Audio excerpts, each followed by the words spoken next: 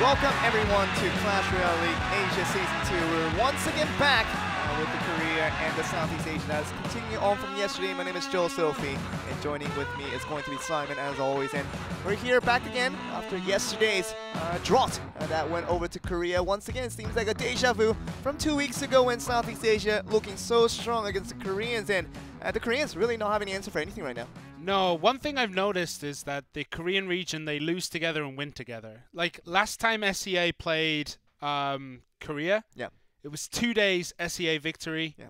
On the Sunday, 2 Korean victories. I wonder if we're going to see the same, because yesterday was almost identical. We had 3 very clean victories by SEA over the Korean teams, including Kingzone DragonX, including Sandbox. Like the 2 strongest Korean teams both went down yesterday. And OP Gaming followed suit in their first match of the day as well. We thought they would get very close into getting there, but King of the Hills is what they've extended themselves into, but no more than that, as they did face their own defeat of yesterday. But you do say, if they do face the same realities as they faced 2 weeks ago, losing 6 in a row, that is something that the Korean teams would definitely not want.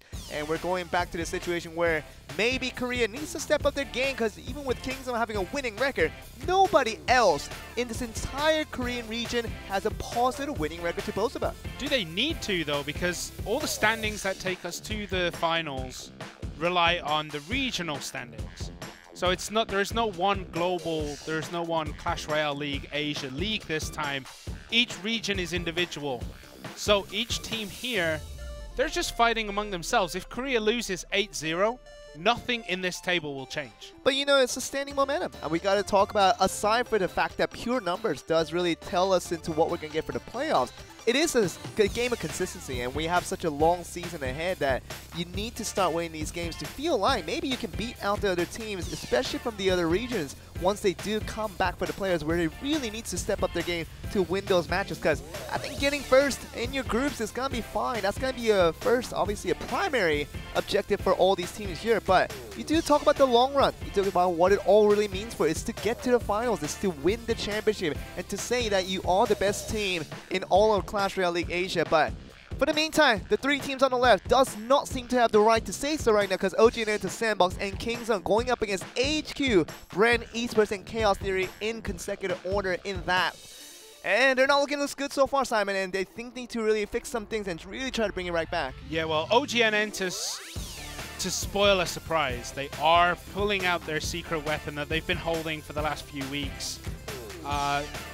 I guess we'll wait until we get to see who that is, but there is a new player on that team, and a lot of buzz around all the players in CRL Asia is that this guy is the top player. And we're going to see exactly who it is. Let's look at the VCR. 1위는 당연 건데 TNT 선수라고 생각합니다. 안녕하세요. 저는 OGN 엔터스의 TNT입니다. 기다리느라 지쳤어요. 이번에 출전하게 돼서 기분이 좋습니다. 1위는 TNT라고 생각하고 자기가 불리할 때도 해결책을 빨리빨리 생각해내는 것 같아요. Mungkin saya kira si TNT 就是他 TNT 跟他之前在 Nova 的话，我就算知道他还蛮强的。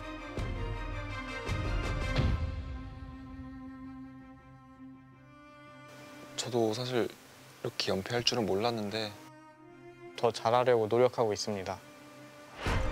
TNT 선수가 덱북도 굉장히 넓고 좋은 실력을 갖고 있어서 분명히 좋은 성적 거둘 거라고 확신하고 있습니다. 제가 처음으로 출전하는 만큼 둘 다 꺾어버리겠습니다. And there you have it, TNT, the #1 ranked player in Korea, and #5 peaked all around the world globally, and that is his peak rank. Out of every single player that gets on that mobile phone and plays Clash Royale, he has been once known as the 5th place player all around the world.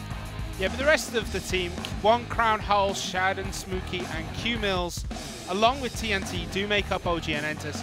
And I gotta say, One Crown Hull, Shaden, Smokey, and Q Mills haven't really been pulling the weight they should have been so far, especially as they are 0-7.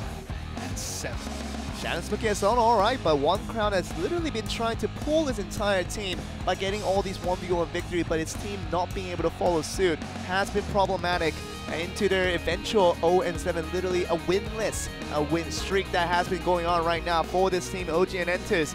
Now it's going to be joined in by TNT to see whether this addition will create miracles and wonders that we've all been waiting for this team. But it is going to be against this team on your right. Very, very strong team indeed. One of the strongest out of the SEA region is going to be AHQ. Yeah, they're currently sitting third in their region, but Jerry Sung, Master Hong, SB Jacquet, and Yao Yao have proven time and time again that they are one of the best teams in SEA.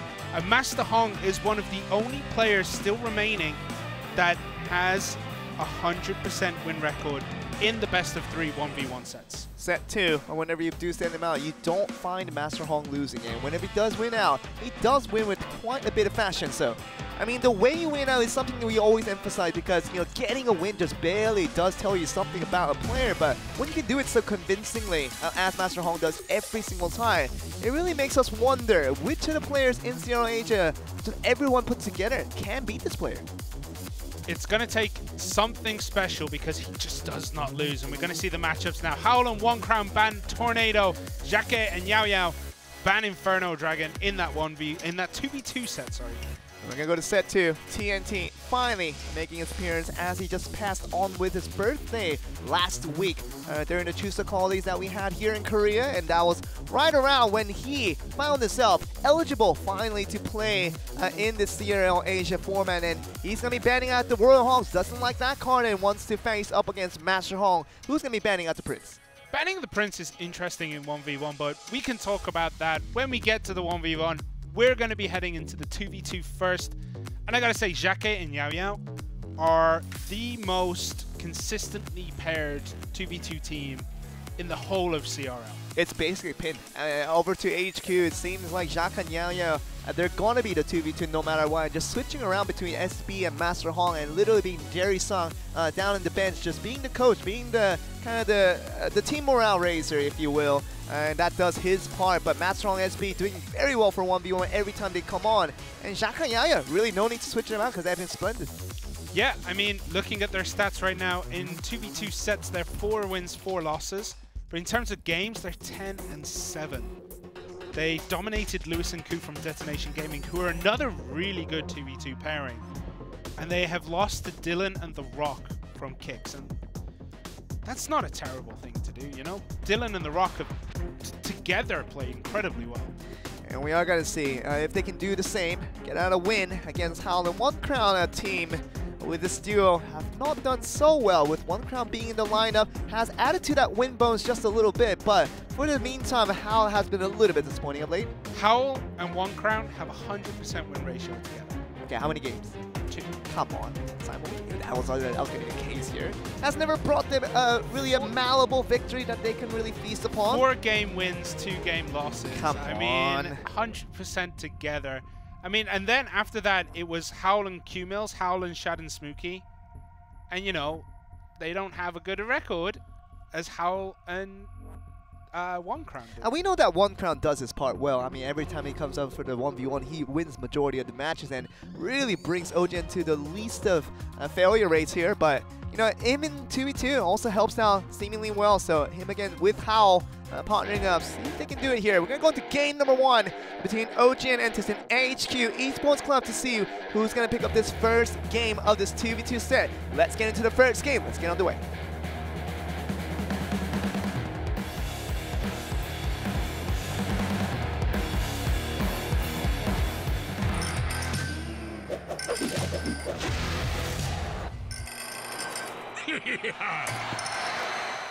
Here we begin our matchup. Howl and One Crown for OGN ENTUS down at the bottom with Xiaoko and Yao Yao for AHQ. It's going to be up at the top. Starting it off with the Golem and with the Tombstone to follow suit. Yeah, Tombstone is placed slightly too far to the right, I think. I don't think it's going to pull the Golem towards it at that rate, right? I think that's a little bit too far. It might be very close, but we have to test the waters to find out. But we are waiting the situation where that poison will eventually take care of everything. So it might have just been a wake-up call. He might have just pulled it in. So the players knowing better than us, obviously, and we're going to see if this becomes attacked here. It's being sent out just to charge in towards golem here. And Lightning there damage. did activate the King Tower as well. That is bad play from AHQ. Yeah. Because in 1v1, activating the King Tower with a golem deck, not that bad. But when you activate it in 2v2, that's 2 extra Princess Towers, basically, in terms of damage, that will hit everything that gets near that tower. That's very, very dangerous, I would say. Yeah, we'll see how that affects the game here. The Bat's just going to be there to defend against the Prince, and we'll just die out to the Princess Tower as we do look at the King's Tower, just helping with the reinforcement as we were already emphasizing it. The Golems on both sides now. We're going to see who gets the better of the pushes here. Baby Dragon supplementing with the Prince up on top for HQ. A pretty drastic contrast when it comes to the pushes here. Yeah, they're both playing very, very different versions of a Golem deck. We see that OGN Entus are going more for the newer Flying Machine Poison with Prince behind the Golem, whereas AHQ are going for that traditional Lumberjack kind of style play. And old versus new. It's hard to call who's going to win, but with that Mega Minion bearing down on the tower, that could be very, very dangerous for OGN. And we're going to see the Guards just holding the charge and allowing the Mega Minion to be distracted off of that one. And we're going to see the Prince and the Golem once again for both teams now just charging down to the river. But that Prince is going to be off charge. That's going to force another Golem. So kind of 8 elixirs unintentionally wasted there. And this is going to be a situation where OGN might find a punishment here. If we can get a good defense for Shaka and Yaya, that's going to be a huge elixir lead for this team to push on. Yeah, but with the 2 Golems from OGN Entus getting to that tower, and now there's 4 little Golemites split up, they are going to get the better advantage first off from these pushes, but this is dangerous. There's a Baby Dragon, a Prince, and the Golem all there for AHQ Esports Club. Do they have enough to push through and take that tower? It's getting very, very close. And once again, we're looking at another Prince just being straying apart, but this is that extra Golem that OGN will not have, just have to defend, and explosion damage will come, and the lightning will be good enough as well. 3 more seconds, and 328 will be too much to cover, so that one Prince straying away for that initial Golem, having to summon a secondary Golem was a little bit of an accident. We thought it might be a happy accident, but it wasn't good enough as the extra 8 elixir was towards the HQ's favor. I don't know whether it'd be a mistake, because we've seen OGN Entus especially, they do tend to, when there's about 30-40 seconds left, they tend to do a double Golem push. But, you know, we saw the Prince happens a lot. Yeah, I mean, the Prince pushing past is kind of a bad news, right? But I don't think the second Golem was placed specifically to stop it. I think that second Golem was part of their strategy of just having this overwhelming push that unfortunately got distracted. I mean, if you have the Prince in front, basically it's going to do no damage to the tower. So I'm just assuming after that Prince did stray away to the left, and you had to summon that second Golem. We can look at the replay here and just get a further clarification of kind of our guesses on this, but we have obviously contrasting views on how that went apart, but basically this extra Golem did all the damage, and that's all you really needed. Really not much supporting units needed on that one. The lightning at 200 something damage, that will be pretty easy for that level 9 counterpart. It's 307 for a lightning. So it was about 250 that was left on the tower, that's what I was saying. So yeah, so it just took it out, no problems asked. I mean, AHQ Esports Club played that perfectly. I'm just not sure whether OGN bringing the poison, I don't know. I'm not sure whether OGN had the right deck for this matchup. It was a pretty similar deck. I had poison on both sides for HQ as well, so I just had to use it on the right side. But all I'm saying, I mean, you know, we've been arguing about different subjects all day today, but, you know, I think the double Golem was not going to be the situation. But, you know, enough time for that one, because we're going to go on to game number 2 between these two teams, where the OGN will be able to pick things up after HQ picks up the first one. Let's go on to game 2 and find out what's going to happen.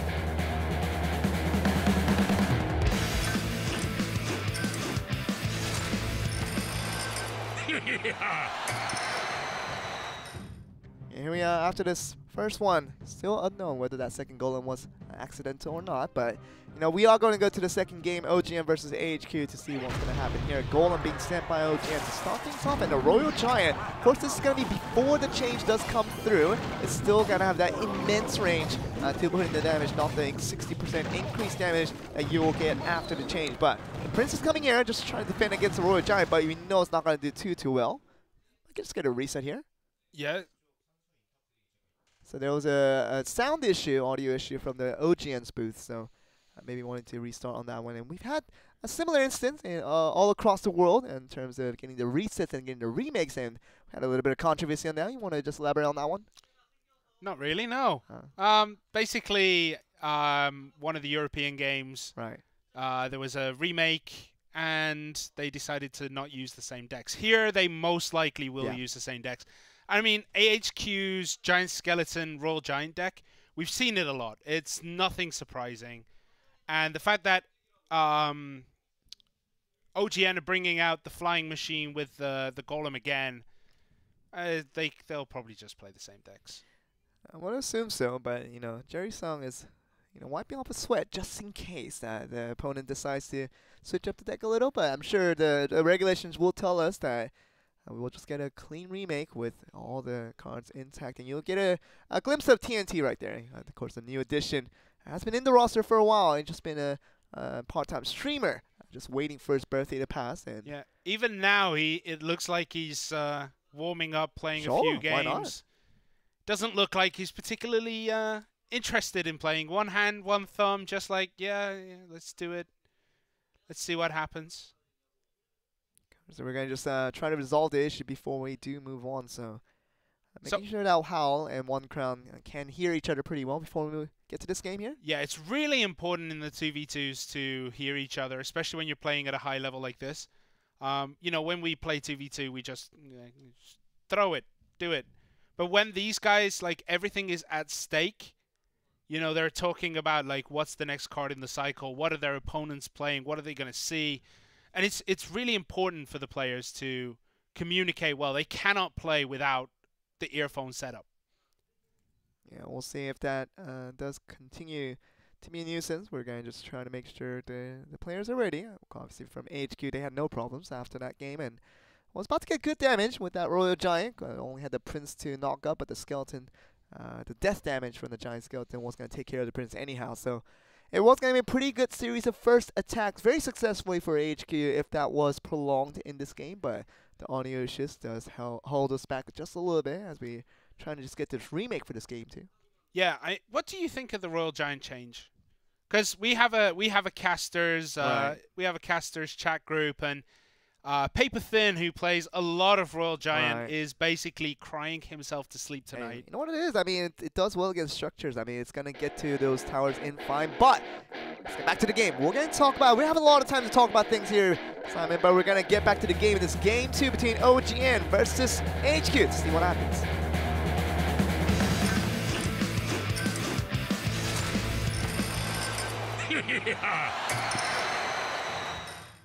Of course, with our Royal Giant changes discussion on the side, we're going to go back to the game as game 2 has been reset, and it seems like the same cards will be played here. So Flying Machine very much prevalent on both hands here, and Golem will be there as well. The Royal Giant starting things off with the Prince ready to get the charge on. This time, obviously the advantage does go over to OGN, knowing that the Royal Giant is in the opponent's hands, but we'll see how this affects the play here. I think AHQ have a slightly weaker starting hand this time around because they had, instead of having the Giant Skeleton that they usually play in front of that Royal Giant, they had 2 Royal Giants, 1 in each hand. So not the best of start for AHQ, but it's a thing they can change. They can rotate their cycles. And here we go. Now they have exactly what they're looking for. The Skeleton in front, the Royal Giant behind, and the Royal Giant actually connects onto that tower, getting some serious damage done there. Down to 1,808 on that tower. Yeah, only abrupted that finish right there because of the lightning that came through. We got one more spit of that Baby Dragon, get it down to 1,675. So not the best for OGN once again. So it could have been a lot worse before the remake happened, but even after the remake, really the deck difference telling us the story of how OGN ENTUS is going to be struggling for this one. Yeah, AHQ didn't start with the best of hands. They started with a very awkward rotation. But they fixed it right there and got a lot of damage done. This Golem walking up to the Inferno Tower now. Won't get taken out completely. The death damage comes in. Just pops that shield. Not much getting done here with that Golem push. Yeah, the Golem explosion does not happen in front of the tower. That's not going to allude to a lot of damage here. And the Royal Giant on the bridge once again. This is with the extended range. This is going to be coming before the patch happens online very, very soon, I assume. But we did hear the recent news that the Royal Giant will be making a lot of changes in terms of obviously the attack distance along with the attack damage in full, but See the Prince charging in with this golem. It's going to be just dying down to all this damage right here. The guards doing a fantastic job of defending against the Prince once again. Not even getting close to the tower on that one. Yeah, and that one hero guard, no shield, just took out so much more elixir than he's worth alone. But look again, here, the poison's down. The Royal Giants getting work done. The Giant Skeletons pushing up. It's not going to be enough this push. They're going to need a little bit extra, but they have a huge advantage. So OGN, throw out the rage. The lightning comes in to try and take out that tower. The death explosion is there, but they have Flying Machine. That does get e-whizzed. Very nicely done, but doesn't get that second Flying Machine with that Fireball, so it could be a dangerous situation. That one that Flying Machine is going to have to be accounted for here, and it does do so. Very nicely done for AHQ, and that one last poison will get the job done, so 3 more seconds. That will not be going towards OGN in the end. AHQ picking up the game 2 and picks up this series. Yeah, it looked almost too easy for AHQ Esports Club here. It looked like they were barely even tested. I would say like OGN Entus 2v2 Howl and 1 Crown finally have lost their 100% win ratio. And it's difficult to see the fact that even after they got the remake, literally knowing exactly what the opponent has in hand, still wasn't able to get all these pushes defended against. And that's the problem with the OGN, really trying to adjust and adapt to these differences here, and even got the best of its adaptation opportunities they could possibly have, but still not winning in that game too. Tells us still more work needed for OGN to improve themselves, but we are going to go to set 2, obviously, with the 1v1. Now TNT coming to the lineup. Of course, that's going to add to a little bit of flair and dynamics into what we can expect from OGN. Let's just quickly go over these replays here. I mean, the whole golem with the Flying Machine thing has started to become popular. We saw it in Grand Challenges a few weeks ago, and we've started to see these golem decks appear with the Flying Machine as well. Today it didn't work out. They never really got good connections with the Flying Machine behind the golem. And I don't think it works very well in 2v2 because there's just so much potential like fireball damage.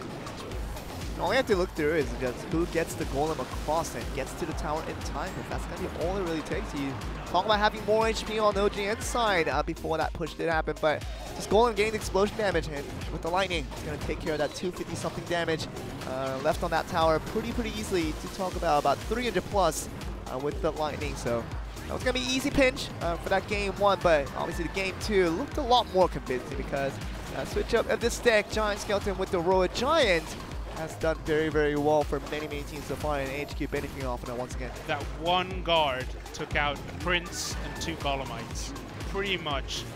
I mean, he's going to go home to his friends tonight and say, like, you know, I did it all on my own, ignoring the fact the Inferno Tower saved his life by taking out the Mega Minion. Brushing off his shoulder, why not? But, I mean, you know, fair play to the guy. He's a little skeleton. Hey, he's got some expensive armors on. I mean, that's all you really need, because that's that one. Looked as convincing as ever, and OGN just rightfully not the winners because they just didn't play better than the other team, and HQ once again showing that they are here to play. Now, we're going to get the long-awaited debut performance of TNT, Korea's top ranker for many seasons in this history of Clash Royale, and has peaked at number 5 globally. So this guy, he's ready to play. Yeah, this is his competitive debut, and there is this whole issue with, you know, first time on stage. It's a very different environment than what you're used to. This can come into effect. We might not see the best of him this week, but this is a player that OGN Entus will probably try to build around in the future. And he's their star player. It has to, because 1 Crown was seemingly their star, but we're going to get a good old little wave from Master Hong, just trying to maybe add in an intimidation factor, because he's feeling all the freedom in the world to do whatever he wants, because 6-2 currently on record for that 1v1 looks astounding, and he has really not gone anywhere in terms of, other than losing, just literally has been winning and winning. Yeah, that's 6-2 in terms of games. In terms of sets, though, it's 3-0. This guy just doesn't lose games. So, will TNT be able to take out Master Hong? 100% win ratio in best of 3s. We're going to find out very shortly as we get into match 1, set 2, game 1 between these 2 players.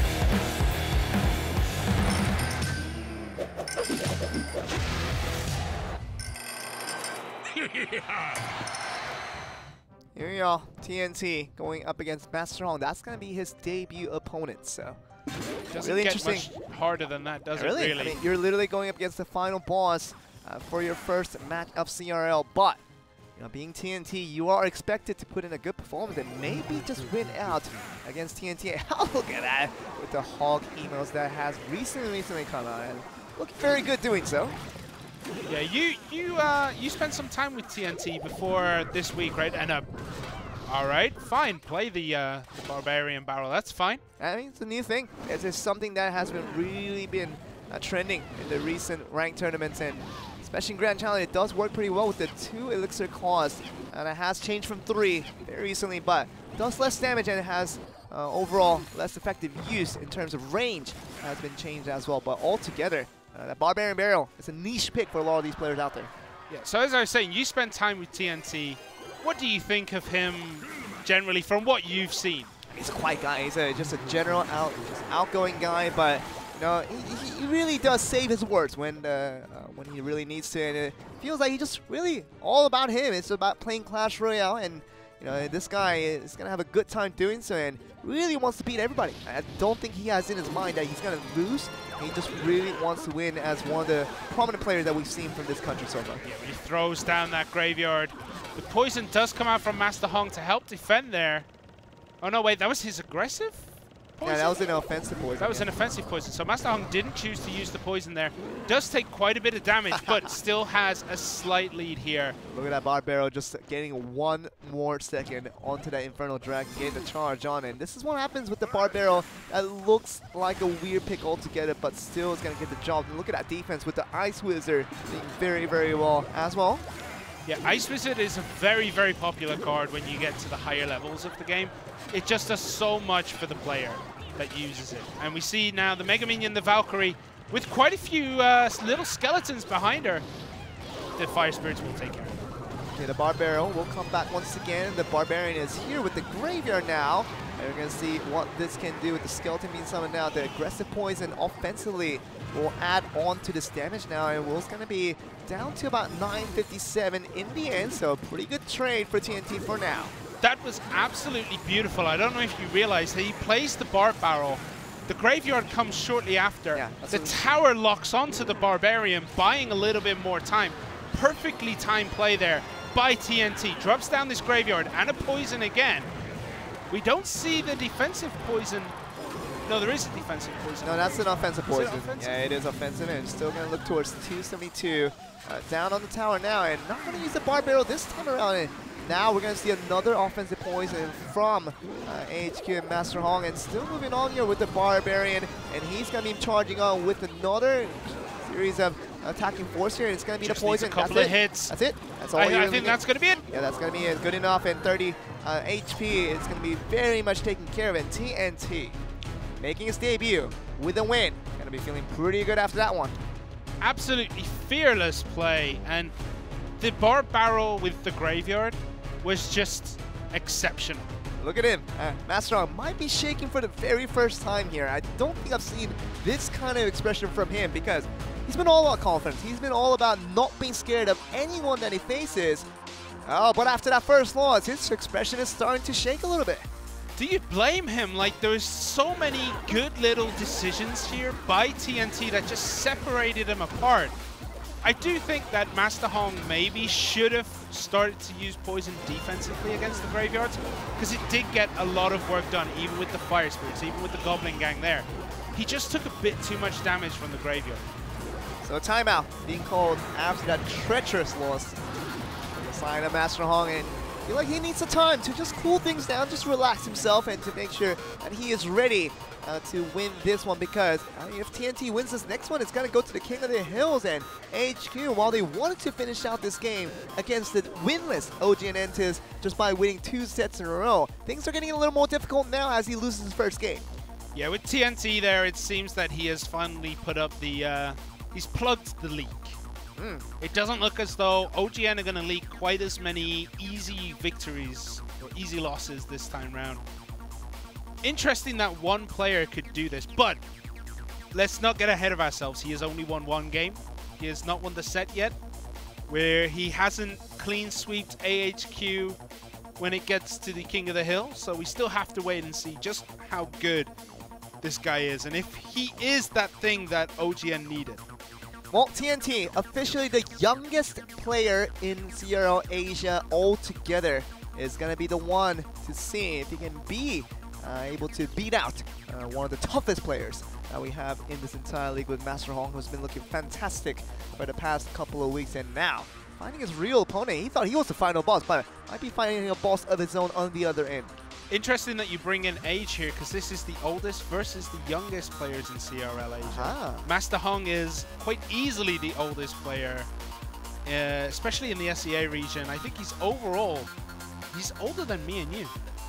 That's impressive. I mean, obviously, you know, being older than me is not the biggest achievement that you have. Being older than me is, you know, yeah, that means you're pretty old for a pro gamer. That goes another level. I mean, we're playing in the 4,000 rankings, and these guys are older than us and still playing the 5,000, 6,000. It doesn't matter. But we're going to get on to game 2 to see whether TNT can do it again against the old man of Master Hong. We're going to go to see AHQ. Can they pull this back and win it in set 2? But are they going to get themselves into King of the Hill? Let's find out this game number 2.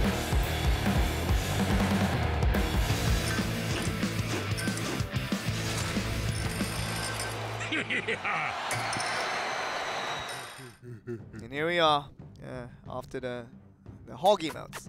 We're gonna get the goblin emotes from TNT, and starting strong and well played. Compliment being given by Master Hong towards TNT, and just gonna stall some time as we move on here. As you do kind of point out to me, 1983 born.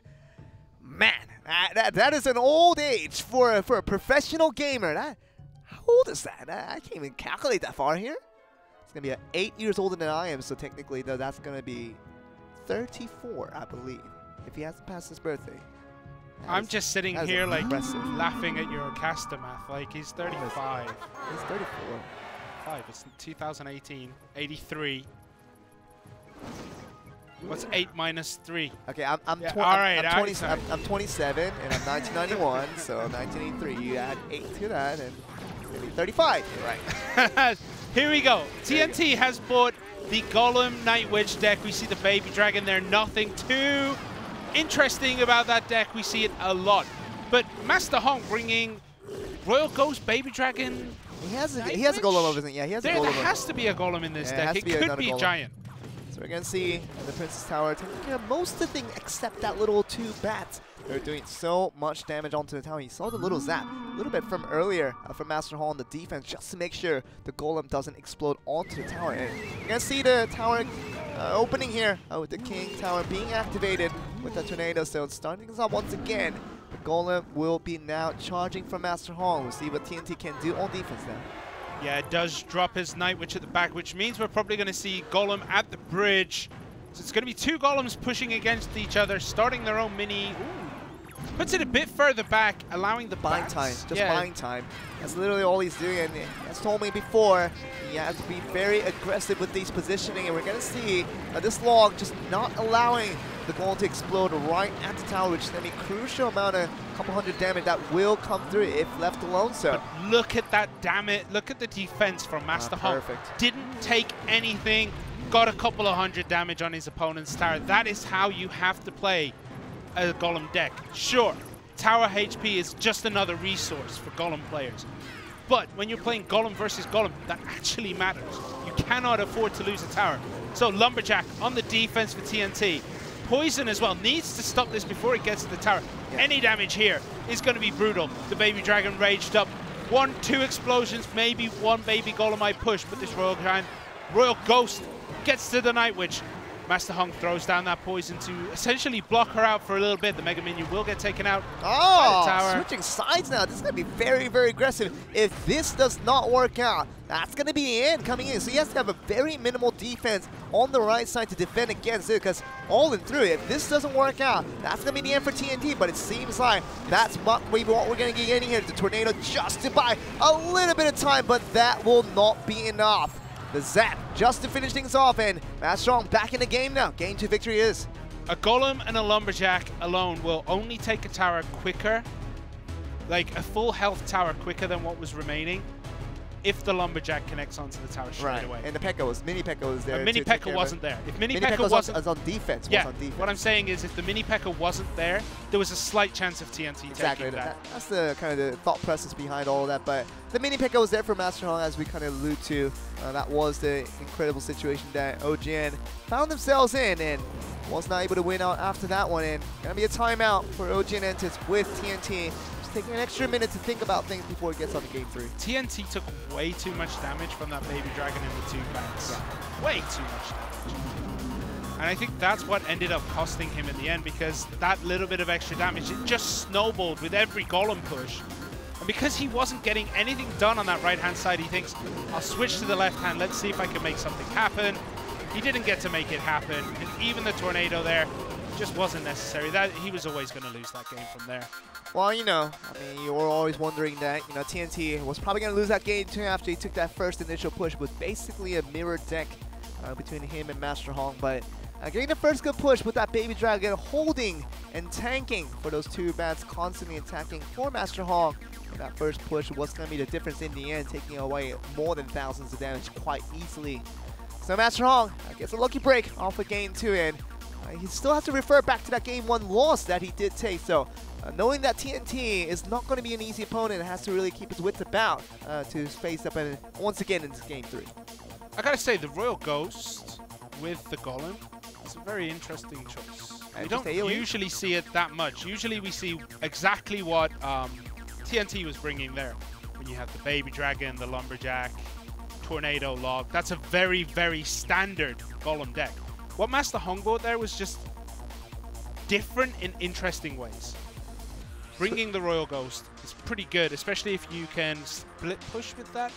Royal Ghost goes down one side, your Golem Knight Witch on the other. That's scary to defend against. I'm not sure how you would even try to defend against that. I mean, you got a couple of units there just to defend things too, but you do say it does bring a little bit of creativity from Master Hong, and we are in this instance where that extra minute is now gone away from us, and TNT now has to be ready to go up in game 3, because if he doesn't win another game here, his team OGN ENTUS will be out as facing another loss. An 8th one will be eventual if TNT cannot win against Master Hong. Let's see if Master Hong will continue on the dominance. Let's go on to game number 3.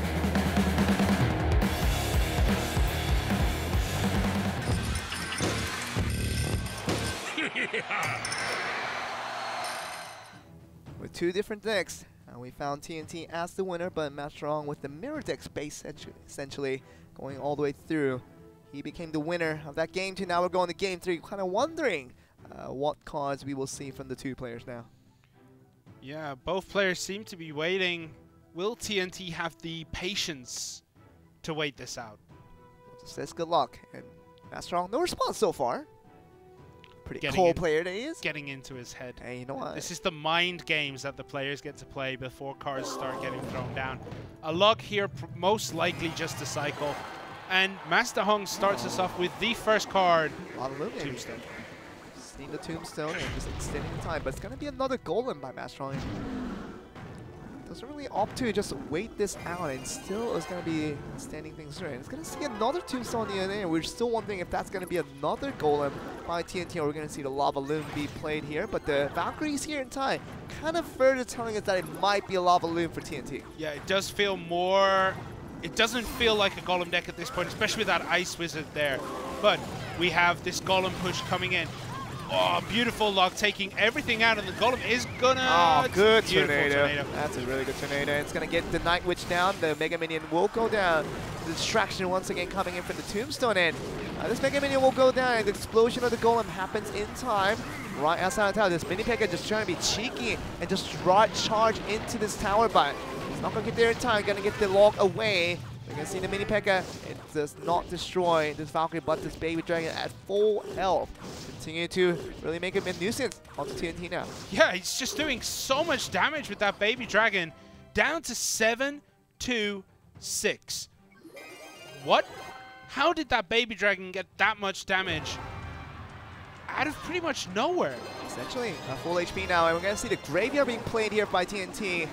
With a defensive poison now we're seeing from Master Hong, but otherwise going to be pretty ineffective in terms of what Master Hong is literally trying to do, just trying to buy time, allowing for that one more golem push that should be enough to get that 726 on that HP onto that right tire. So let's see if we can do it here. We're going to see an offensive poison on the other end. Night Witch just going to go down essentially, but the golem is now coming onto the right side now to see. Can we get anything from TNT now?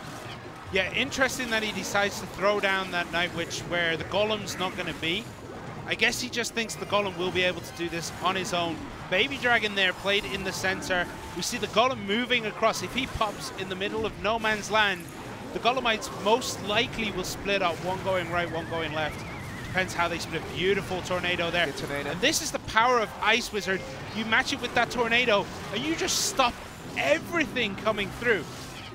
Look how well it just stops everything. Double Ice Wizard is going to confirm that the defense isn't, but the Mega Minion's still at it. And that one little Baby Dragon once again connects to the tower, and the Tombstone is not going to be there in time. And that's going to be surely a finish now going towards the side. But as we do say, Poison is there in time, but the Log will be able to finish it off. And HQ in and all of that, TNT finds himself at a loss in his debut, and Master Hong will be bringing HQ to another series victory. Yeah, Master Hong is not the kind of player you want to go against in your very first broadcast match. You know, that's like going against, that's like, you know, tutorial levels giving you the last boss of the game without any safety features, you know? You're never gonna do well that. Well, TNT, first game up. He didn't win out and does impress a lot of people with how he was able to calculate his moves out to win that game number 1, but after losing that game 2, he could not really withstand his mentality and win that game 3 as well. So we're gonna find Master Hong and the eventual team of HQ picking up another win to add to the board, and it is gonna be OGN once again faced with another defeat, putting them down at 0-8. I don't know if you were looking, but when we had the big, you know, the big shot, did you see how OGN Entus were just kind of sitting there, no interaction with each other at all? You need that. You know, the team morale has to be at an all-time low. I mean, can it get any lower? 8 losses on the bounce. Literally, can it get any lower? I mean, I went to the OGN team house last 2 weekends ago, and we got to see after their 7th loss, and oh man, it didn't look good. I mean, these guys were having a hard time just communicating, and you gotta maintain that trust between your teammates. And even if you do go with a loss, just having the will to fight back, right? And just the will to come back into the season and show a better form. And 2v2 was not convincing in any type of that manner, and really did lose out in the most kind of understandable manner, because HQ played just so much better and OGN did not play as well, and a loss was going to be eventual. But that 1v1 kind of surprised me a little bit more, where TNT did well for that first game, lost the next 2. That's fine for his debut against Master Hong, but you know, we are looking at OGN pretty traumatized for everything they've gone through so far. 0-8, something that you don't want to boast about. And can they get a single win before the season's over? Right now, it doesn't look like they're ever going to be able to get that final win. It's just 0-8 at this point with the way they're playing. There doesn't seem to be a way back for them. TNT is supposed to be that player that will help them get their victories, but one player alone is not going to pick up the team. OGN really needs to sort out their, I don't know, their mindset. It seems to be a very mindset play, because they have so much potential in this team, and it's just not coming together. I mean, in the practices, I mean, people do tell me on the scouting reports that, you know, Hao, Q-Mills, of course, the 2 problematic players that hasn't really brought out a lot of good results, have done very well in practices, but you know, when you can't perform on stage, that's where the problem begins, and OGN still not able to overcome their deficits. And we're going to go to an interview with Master Hong to see how he felt after that one. 한국과 동남아의 두 번째 대결. It is our second matchup. 둘째 날 OGN 엔투스와 second day of AHQ의 events. 경기 함께 하셨는데요. 그 결과 AHQ가 승리를 가져가게 됐습니다. 승리의 주역 마스터 홍 선수와 인터뷰 나눠볼게요. Let's talk with Master Hong to see how he felt. 네, 오늘 승리한 소감 한마디. How do you feel after today's game? 我今天身体好了一点，就病好了应该。 오늘 몸이 좀 좋아져서 컨디션이 좋아져서 마땅하다고 생각합니다. Condition, so I think that really reflected onto my games today. 这样你完全恢复了吗？好像差不多了吧。赢了就恢复，输了就海冰。 네, 상당히 괜찮아졌고요. 사실 지면 좀 안 괜찮을 뻔했는데 이겨서 괜찮습니다. To get the win, that's the most important thing. 네, 오늘 TNT 선수와 2세트에서 이렇게 경기를 펼쳤었는데 did lose one game. Eventual win. How'd you feel about that one? TNT 对战，你的感想如何？首先我知道 TNT 是一个很有名的玩家，而且我也有看他的 YouTube 频道，所以希望他继续加油嘛。他是很强的，只是我今天运气比较好。 네, 평소에 되게 강한 선수라고 알고 TNT was always a strong player.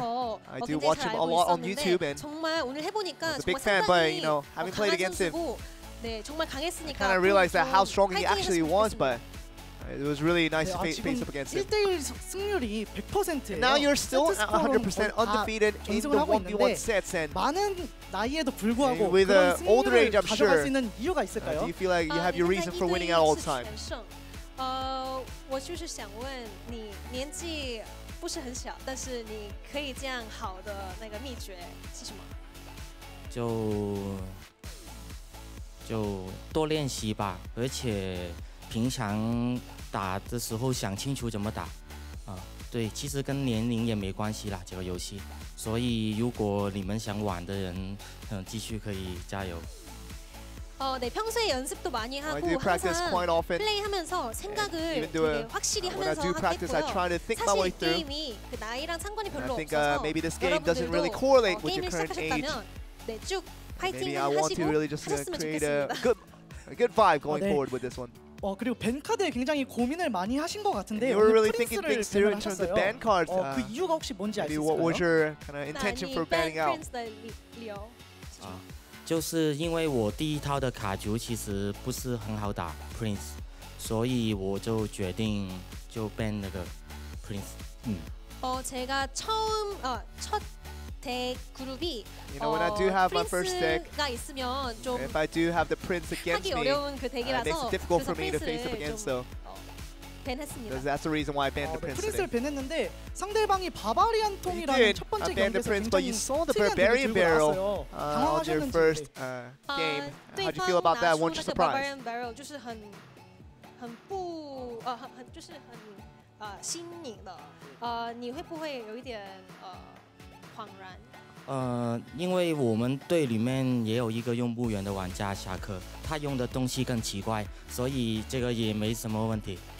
사실 저희 팀에는 저 덱을 좀 희한하게 쓰는 고블린 이거 배럴 쓰는 선수가 있는데 샤커거든요. Played the Barbarian Barrel. That's actually gonna be Shaka. So 기괴하게 덱을 쓰기 I did play against him many times and kind of learned about that card. So glad that I actually got that training beforehand. 대결이 있는데 각오 한마디 마지막으로 How do 해주세요. you feel about your next games going forward? Anything, let's say. 对战你的决心呢？我的决心就看我的队友了我队友赢我就赢了。 저의 각오는 저희 팀원에 달렸다고 생각합니다. 저희 팀원들이 이기면 저도 이기죠. We'll try to do better as we 오늘 go on. 다시 한번 승리 축하드리고요. 내일 있을 대결도 좋은 결과 있기를 바라겠습니다. 그럼 저는 잠시 후 샌드박스와 브렌의 경기로 돌아오도록 할게요. Doing very well to bring his team another victory, but we're gonna go to a quick break, guys. After we're back for the second series of the match, so don't go anywhere. We'll be right back.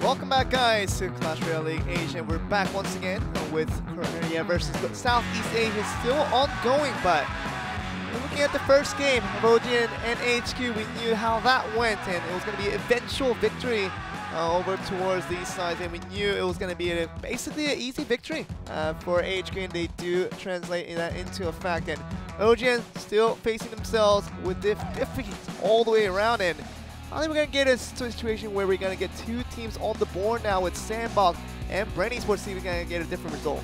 Yeah, these two teams are both incredibly strong. These two, Sandbox currently second in the Korean region with 4 and 4. We have Biva, Ido, Kani, Seto, Shinshu, and Thunder. This team contains so many good Korean players that, you know, they're a little bit too strong compared to the other teams. That's exactly what he is, but Beaver, Ido, Kani, Sato, Shinshu, and Thunder, you know, that's the roster for them, and although they defeated really no one yesterday, they took up a loss against one of the Southeast Asian teams from yesterday, but still they're going to be looking ambitious towards Bren eSports, see if they can get a victory this time around, because all the way through, we thought Sandbox would be one of the better teams that we have in Korea, but clearly all that is left of Korea is really just Kingzone having a winning record, but other than them, including Sandbox, it's not the best teams that we have around. But the other opponents, Bren eSports, coming off of a win yesterday, looking for a lot more here. Yeah, currently third in their region. I have them as second at 5 and 3, but I guess that's changed due to the result earlier. But Bren eSports 5 and 3, looking to make it 6 and 3 and go top of the table. Have to say the SEA region tables are so close that being third actually doesn't mean anything. It means you're joint top. This region is just ridiculously close. 5 wins and 3 losses, and you're still the bottom 2 team in the region. That's incredible. And it really goes to show that maybe OGN ENTUS only having one team as the winning record, with Kingzone currently having about 5 and 3, I believe. But otherwise, it seems like Bren eSports, they're in this very competitive region of Southeast Asia. Just a region of 4 teams that are looking so competitive. And we're going to go to the roster, obviously. We're going to introduce who's going to be playing out. And Beaver and Shinshu are going to be teaming up for this 2v2, banning out the Lava Hound and Giant Knowing Sign are back at it once again with vengeance, going with the Tornado ban this time around. Yeah, and then in the 1v1 we have Sato banning Pekka and Manong GP banning also the Lava Hound. It's going to be some very interesting games. Lava Hound being banned in 2v2 does not happen very often. In 2v2? Yeah, 2v2. Well, I mean, why not? I mean, 2v2, I mean, you could just see that, you know, if you don't like the Lava Loon being played out with all this area units, you don't want to mess with them, you can definitely ban that out. But I do see your point. It's not the most banned out card we do see in 2v2, but I was kind of going to say that for 1v1 actually, because the Lava Loon being not so prevalent recently in the 1v1 matches, it's kind of surprising for me to see that from Manong GP. Yeah, but then the Pekka ban also opens up traditional ground-based beatdown, right? You're going to have your Giants and your Golems in 1v1 there. And I mean, 2v2, we've seen quite a lot of Golem play recently anyway. Like, we have seen more of this quicker-paced style. We've seen, you know, we just saw the Giant Skeleton Royal Giant combo. That does work in 2v2, but most teams seem to default onto the Golem beatdown. And that's going to be it, and we're probably going to see it once again without the Lava Hound, without the Tornado. The Golem is opened up quite a bit, and we do have the Pekka in line, so defense is ready if case they bring out. But we haven't seen many Pekkas in 2v2s actually, so maybe to bring out the Golem and who gets the better push might be the kind of the story here. But without the Tornado, it does open up the Roy Hawk just a little bit, although the Fireball is still within range for anyone to pick up. But Giant Noise side, these two players have been splendid for the recent games, even on 2v2. The mode they have been really boasting upon finally coming to fruition as to how good they actually are. Yeah, this team have played nearly every 2v2 for Bren eSports. It looks like they haven't played 2, where Manny Knoxville and Chief Glenn played. But No Aim Sai and Jai are currently 9 and 8 in terms of games, 3 and 3 in terms of sets. They're a very, very good 2v2 combo. We're gonna see if this translates to another win here for Bren eSports, because with Bren doing so good, we're gonna see if Sandbox can really pick things up and get a win for Korea, because still has been very drought in terms of Korea picking up a victory in the series, but starts with set 1, Sandbox versus Bren eSports.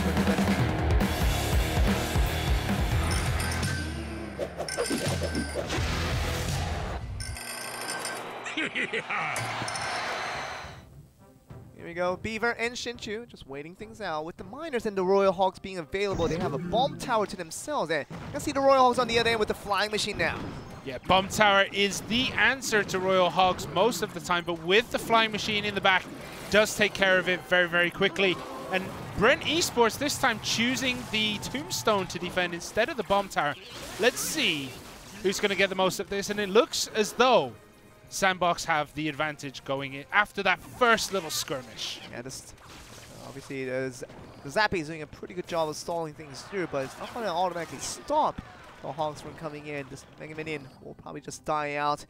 Through a cycle that went through Scaling Barrels this time around with the cannon cart coming from the top here. With the Royal Hogs obviously charging in, with the Gauge charging on the left side, but the right side is starting to get damaged out quite a bit here, and we're going to see this Skelly Barrel just destroyed down to pieces, and the cannon cart will be there in time. Valkyrie just cleaning up those skeletons. Sandbox didn't have the bomb tower in rotation quick enough to deal with that wave of Hogs there, but this wave of Hogs is going to get dealt with the bomb tower. The Inferno Dragon is there as well.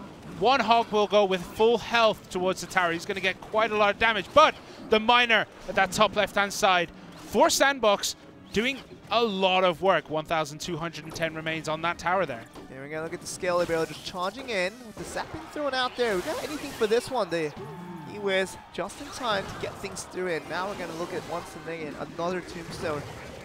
Pulling all these units in for the Royal Hogs coming in, charging from the top. And we're going to get another series of Royal Hogs with the cannon cart now almost connecting, but it's not going to get within that 5 radius that it's really looking for. I'm not sure how I feel about Beaver carrying both the Fireball and the Bomb Tower. I guess it would be really nice if you have each player with one of them, because it allows you to have a more, robust Royal Hogs defense. So I think that might be something they could change in the future if they're going to go with this step, because they are taking quite a lot of damage onto that bottom right tower. Only about 600 remain. Okay, we're going to see 523 on the left though for Bren eSports Tower. We're going to see another series of Miner Poison to try to finish this game off, and probably will get it with all these skeletons coming through. That's going to be good enough for now, but what about Bren? No, we see Jay and Noam Sign really not connecting to these towers as much as they want to. The Royal Hogs are not going to come in. That Fireball is going to be going towards the cannon cart, but otherwise this bomb tower is ready to take up all the damage here, and the 172 is not going to be good enough. The tower, the poison will get it in time, but it will just knock it down. 37 with 3 more seconds left to go. That will be good enough to finish things off, but what we're going to see for the sudden death now, 1664 on the right side. Double Miner, in fact, coming in from Sandbox, and we're going to see just a rush on the other side here on the left side with the Royal Hogs for Bren eSports. Yeah, it didn't matter. As long as Bren eSports could take that tower, they have this victory. That's it. The Miner comes in the back. The Royal Hog to finish it off. By taking that bottom right-hand tower, Sandbox knew Bren eSports would win that. They had such an advantage by taking damage, by doing a lot of damage onto both towers. The initial strategy from Sandbox was to defend fully onto the right, so just ignore the left side tower, because they knew the left tower wasn't going to go down. By the way, the timer does go out, so try to defend on the right side, but took enough damage from the Miner, and also with the Royal Hog just barely getting the cheeks on, but we're going to be able to finish with the poison, with a counting down coming from 10 seconds, and that's going to be more than enough time for the poison to douche out that 200 damage that could get from the tower. So very nicely done for Bren eSports to get that tower down in the end. And we are going to see the first game go over to Bren eSports. Yeah, I mean, it was all or nothing in this last 30 seconds for Bren eSports. Bren eSports, because they knew they had to take that bottom tower. And when it got to 172, they knew. They just shifted everything to the left-hand side. They had to defend the P.E.K.K.A. They had to defend this push, but they knew they had this victory if they could defend that push. And here we go. Royal Hogs, Miner, Zap. They had too many tools to close that off. when that tower got as low as it did. Yeah, after that right tower went down from Sandbox, you knew that the victory was going to be eventual for Bren. And picking up the Game 1 victory, I'm sure they want to continue this on and show their dominance as these two players, Jai and Noimsai, have been doing for so many weeks now, and really see if they can beat out the duo coming from Sandbox. And we're going to get onto game number 2 as Beaver and Shinchu looks to fight back and get themselves back into this matchup, but they need to win this game 2 to go on to game 3. Let's see if we can do it in this first game of the match.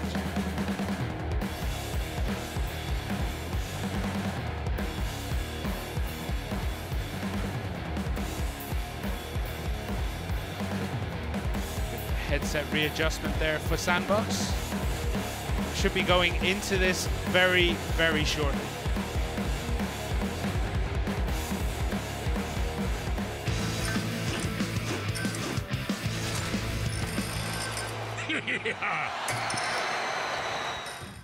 It's an extended music for our listening pleasure. Yeah, and I've never got to that set of beats before. Yeah. It was a very interesting tempo, but we do have the Royal Hogs down for Sandbox, and the Miner in the back is going to get some damage done to that tower, but the guards are going to try and take that out as soon as possible.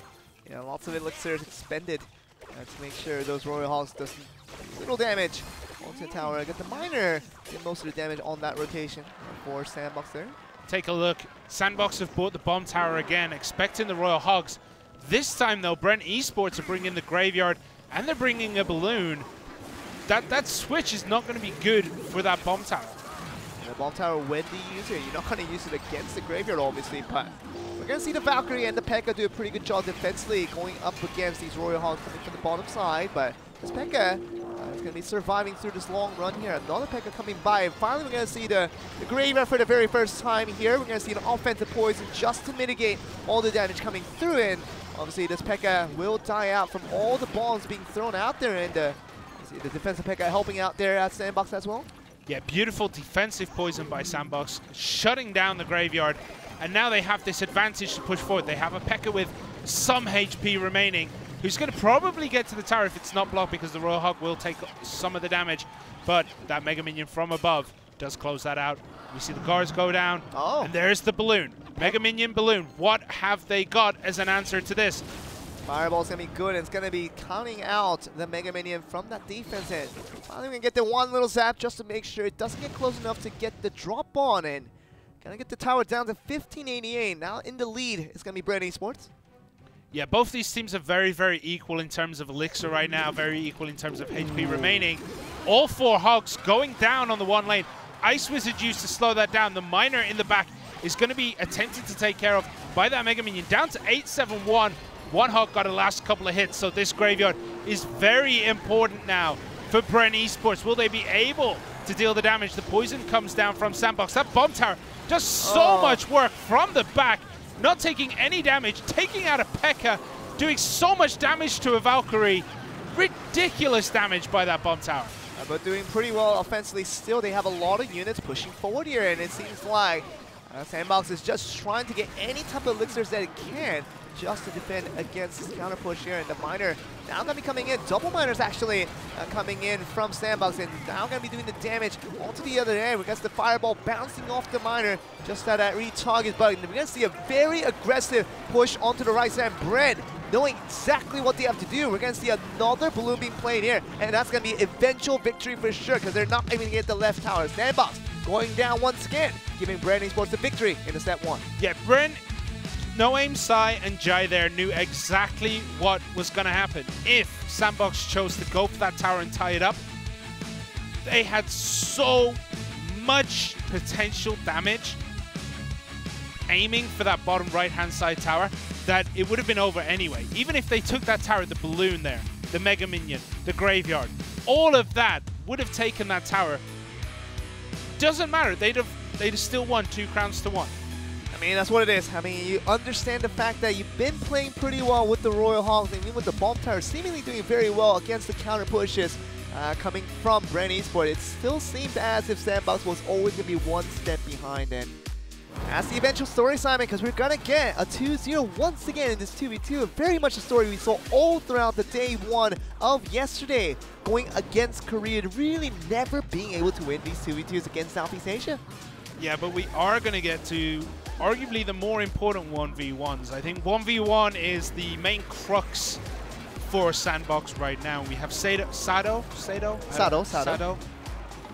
who has played pretty well. Sado currently sits at 2 set wins, 0 losses. So he does have a 100% win record. And he is going to go against Manong GP, who has played so many 1v1s that if he had a 100% win record, that would be insane. But he doesn't. But he doesn't. He's currently 3-3. That's fine. But he has lost his last 3 games on the bounce. Okay. He lost to Yuhiro at Game Win. He lost to Pyrameki, and he lost to Davong TV. Yeah, that was from yesterday. Jin TV being subbed out for Davong to come in and was able to take that team into the King of the Hills, but they eventually lose out for another loss for Korea. So we're looking at, once again, Southeast Asia being so dominant. You look at how many units are still alive on the other side while basically leaking elixirs from the side of Sandbox just to keep the defense going. But basically you have no more elixirs after that, and you're going to get the huge counter push coming onto the left side. Now the right side, and you have nothing to defend with. Yeah, they just couldn't finish it off there. There was no way Sandbox, once they lost that tower, there was no way they could come back. Even if they tried, they'd have lost the other tower. It was like, you know, blocking one slap but still getting hit by the other hand, you know, using 2 hands to block a punch and someone smacks you in the head with a baseball bat. You have no chance. I don't like that feeling, you know. Well, you've been smacked in the head with a baseball bat? I mean, you look like it. Hey.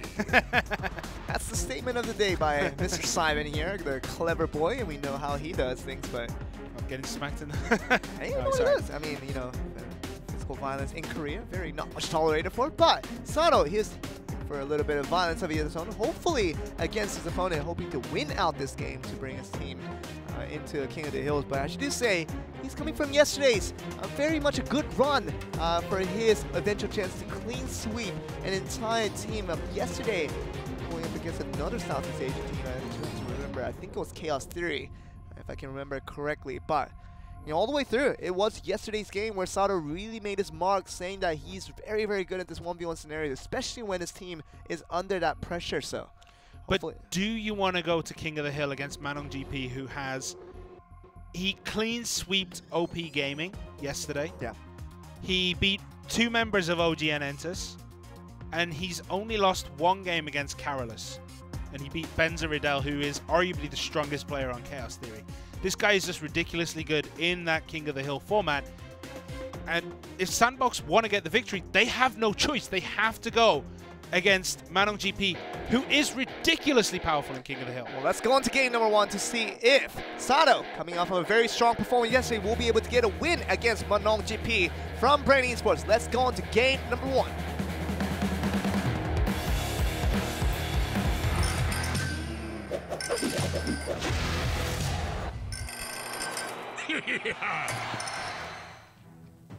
Here we are, Sado, coming off a very good performance, really opening up our eyes to what this player can do. He's going to be going up against Manong GP, starting off with the guards from the bottom, and Manong GP is going to throw down the Royal Ghost in answer to that. Yeah, Royal Ghost is one of his staple cards. He seems to use it in every game. It doesn't matter what he's playing. Royal Hogs now. Royal Hogs going to go in the front. The Ice Wizard will help defend. Beautiful tornado. But the Ice Wizard decides to walk away, starts to slow down the Royal Ghost, but does activate the King Tower with that NATO. Yeah, beautiful play by the activation wouldn't have come through if it wasn't for that last bit of damage coming from the tower. But you can see the E-Wiz be handling all the units here, especially the Infernal Dragon, which would have done a very good job. Now we can see the Fireball on the other end here. You're going to see a Mega Knight defensively here going up against this Royal Giant. Does Sado have anything for it? There's only about 4 elixirs to work with right now. Yeah, that Royal Giant is a very risky investment. Yes, he got quite a lot of damage, but will he be able to defend this? That's the question. The Royal Ghost and the Mega Knight there are going to do a lot of damage, especially this Royal Ghost, who's going to take that tower down to 1,089. Was that Royal Giant worth the 6 elixir? Well, I mean, the Mega Knight did get that 1 smack before it went out, so adding on to that damage, eventually getting down to 1089, but 1580 right now, and Royal Ghost had to do a lot of work here for Sado. Otherwise, we're going to see basically a huge push now coming in with these Royal Hogs here, and we're going to see the bowler obviously helping out on the defense there, but not to the full avail. Still going to get decent damage, 853 down on top of now. Yeah, with this bowler, does that mean there is a graveyard there as well? I would hope not, because that would be ridiculously... That would be a ridiculously heavy deck right there, but the Mega Knight coming once again. The E-Wiz is going to be just resetting all of this coming through, and the Fireball just gets rid of everything here, but the Magic Archer still lives. See what it can do against this Infernal Dragon coming in. Yeah, that Magic Archer did find the angle that got the tower through that bowler, but beautiful placement on the second bowler here, making sure that that angle does not exist anymore. And the Royal Giant has been played again. The E-Wiz from Manon GP will be able to defend this. Fireball comes in, cleans all that out. Royal Giant only gets about 400 damage in. Will he be able to stop this Mega Knight? Sado has so much defense work to do right now. Oh, and he caught another arrow from the Magic Archer. The Magic Archer is going to be the one to clean house here, and the Royal Hogs will finish off the job still with 11:03. That Sato has to cover in 10 seconds. It just doesn't seem like he's going to be able to do it here. 5 more seconds with the Royal Ghost just slowing things down even more. The Giant will not get close enough, and that 11:03 stays intact. And Manon GP picks up that first game. Royal Giant is such a risky card to play in 1v1 because it is a heavy, heavy elixir cost. And he doesn't quite do what the Golem does, at equal, like, you know, Golem's 2 elixir more, but he will drag everything with him towards the tower. Royal Giant, though, will leave everything right there at the bridge. It hurts. Literally on the brink of defeat, though. We're going to see a timeout. Sandbox maybe needed. If you don't win this one, you're basically over in a 2-0 deficit on a 2v2 and might just go on another 2v0 deficit. You're on that 1v1. Sato played very well yesterday. We fought, I mean, we'll just come back through and just show some good performance again in this 1v1 scenario in this set too. But game 1 looked very convincing against him. I mean, just kind of understood why he was losing out there and didn't get the win. And Manon GP is showing very, very good composure once again to see how he was going to get that win eventually in the end. Yeah, it just didn't have an answer really for that, the Royal Hogs. I mean, the bowler was there, sure, but it's not the greatest defense. It works well. I mean, you would think. Okay. I mean, usually it works better against the Hog Rider, obviously, because it just pushed that one Hog Rider just back and never allows it to hit the tower. But against the Royal Hogs, it's a different story. Those piggies are fast when there's no rider on its back. And you know, when the 4 Hogs can get in, it's going to do eventually a lot of damage to that tower, even if you can't feel like the bowler will push things back. But that bowler is going to be very, very happy to push every single time. So understandably, the bowler not being the perfect defense, 5 for 5 elixir on that trade. What I liked with Manon GP's deck there is that's a deck we usually see with P.E.K.K.A. We usually see the P.E.K.K.A. Royal Hogs with the Magic Archer, right? He brings Mega Knight, which in this situation kind of covers him for a little bit more. If his opponent did bring the Royal Hogs, he has the Mega Knight to answer. Exactly. So I liked his choice there to go for the Mega Knight over the P.E.K.K.A. in that deck. But, you know, if he had the P.E.K.K.A. in that, I think that would have done better for his scenario, going with this situation where there weren't many small units that he had to care about, so mostly big units coming in from the Royal Giant, obviously, and with all these kind of mid-tier units coming from the back with decent amount of HP. So P.E.K.K.A. would have worked better, but I do understand what you're saying because the Mega Knight would have worked better in most scenarios. But, you know, our talk is going to be over. We're going to see if Game 2 improves a little bit better for Sandbox because they definitely need a miracle right now. Sato on the brink of another defeat for his team. Let's see if he can get a win in this Game 2.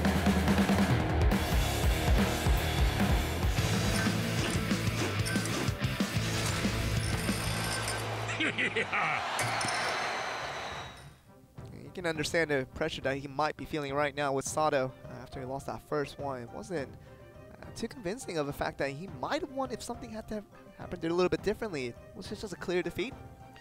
I think that's more of a problem with his Royal Giant pick more than anything else. I think that was a very deck heavy. He didn't really misplay anything. He might have missed a few windows where, like, he didn't create a big enough opening for his Royal Giant.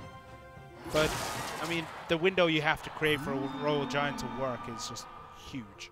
The Royal Ghost being summoned down as the first card from Manon GP. We're going to get the Prince as the answer from Sato as he just sat the The tower just for Cycle here to open things up. You can see the Royal Ghost finally getting gone out, and let's see the Giant and the Prince on the other end here. So this Prince is not going to be surviving for very long here.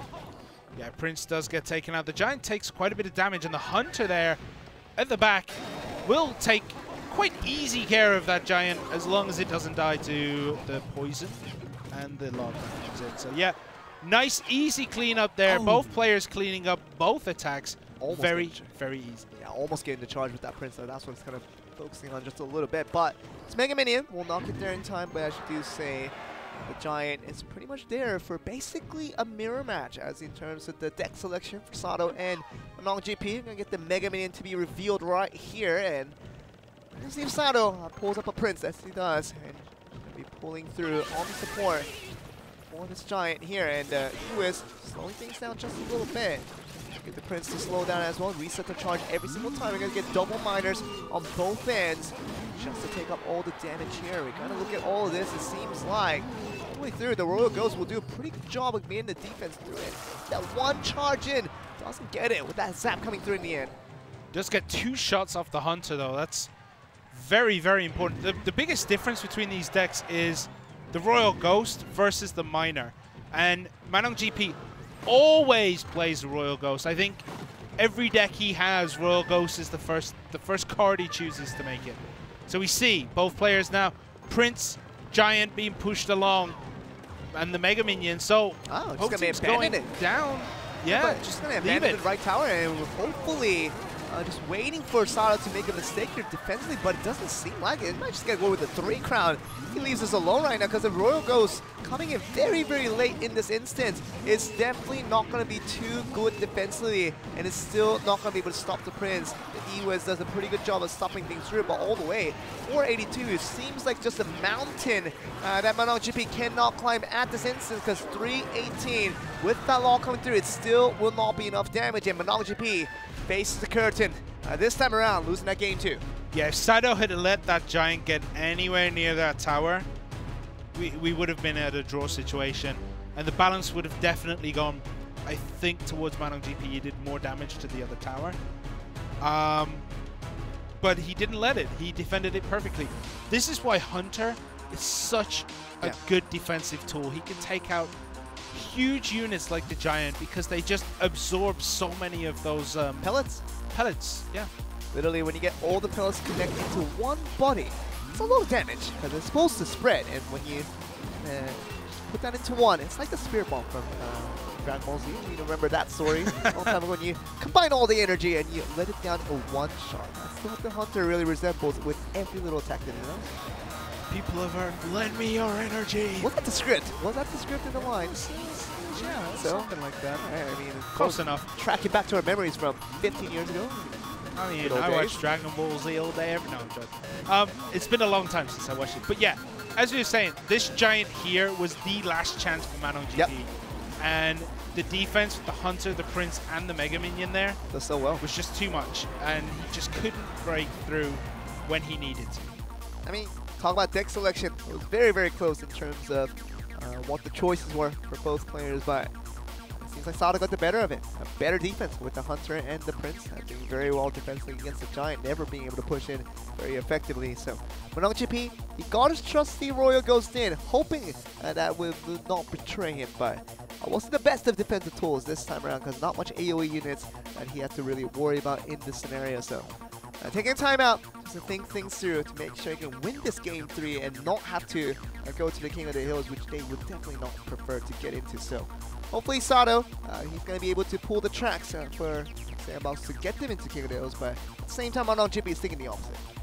Will ManaongGP's reliance, I would say, on the Royal Ghost eventually come back to bite him? It has really done him so in game 2. I don't think it really hurt him too much this time. Imagine if he had something else. Uses it. Imagine if he had something else other than the Royal Ghost in that deck. Just imagine Hunter. The defense would have been so much better. Very true. He would have had a much better tool to deal with the Giant on the on the other side. So maybe that is his weakness. He always puts the Royal Ghost Very stubborn. I mean, he really likes the Royal Ghost and will play it every single deck that he does. And of course, when you're good with a certain selection of card, you want to use it, but sometimes you need to let that go. But will we see another Royal Ghost coming in from Mainland GP because he needs to win this game to prevent a King of the Hill? Let's get into game number 3.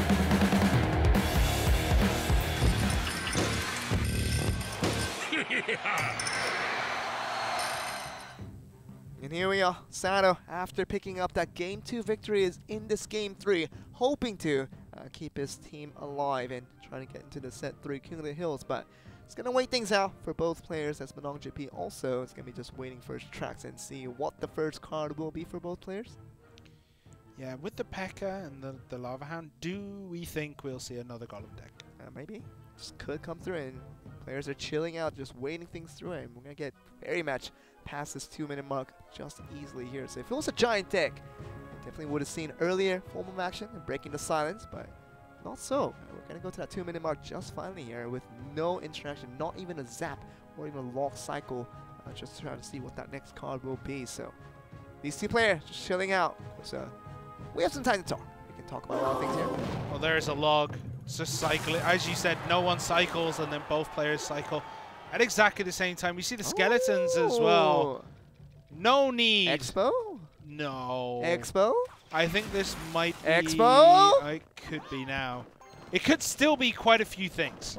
The one thing it cannot be is a P.E.K.K.A. deck. Okay, well, Hunter's here, so that kind of changes my perspective of whether it's an Expo or not. Let's see a giant deck from Sado once again, so it might just be the lucky trinket, and that has brought him the victory last time around. The Royal Hogs now coming through.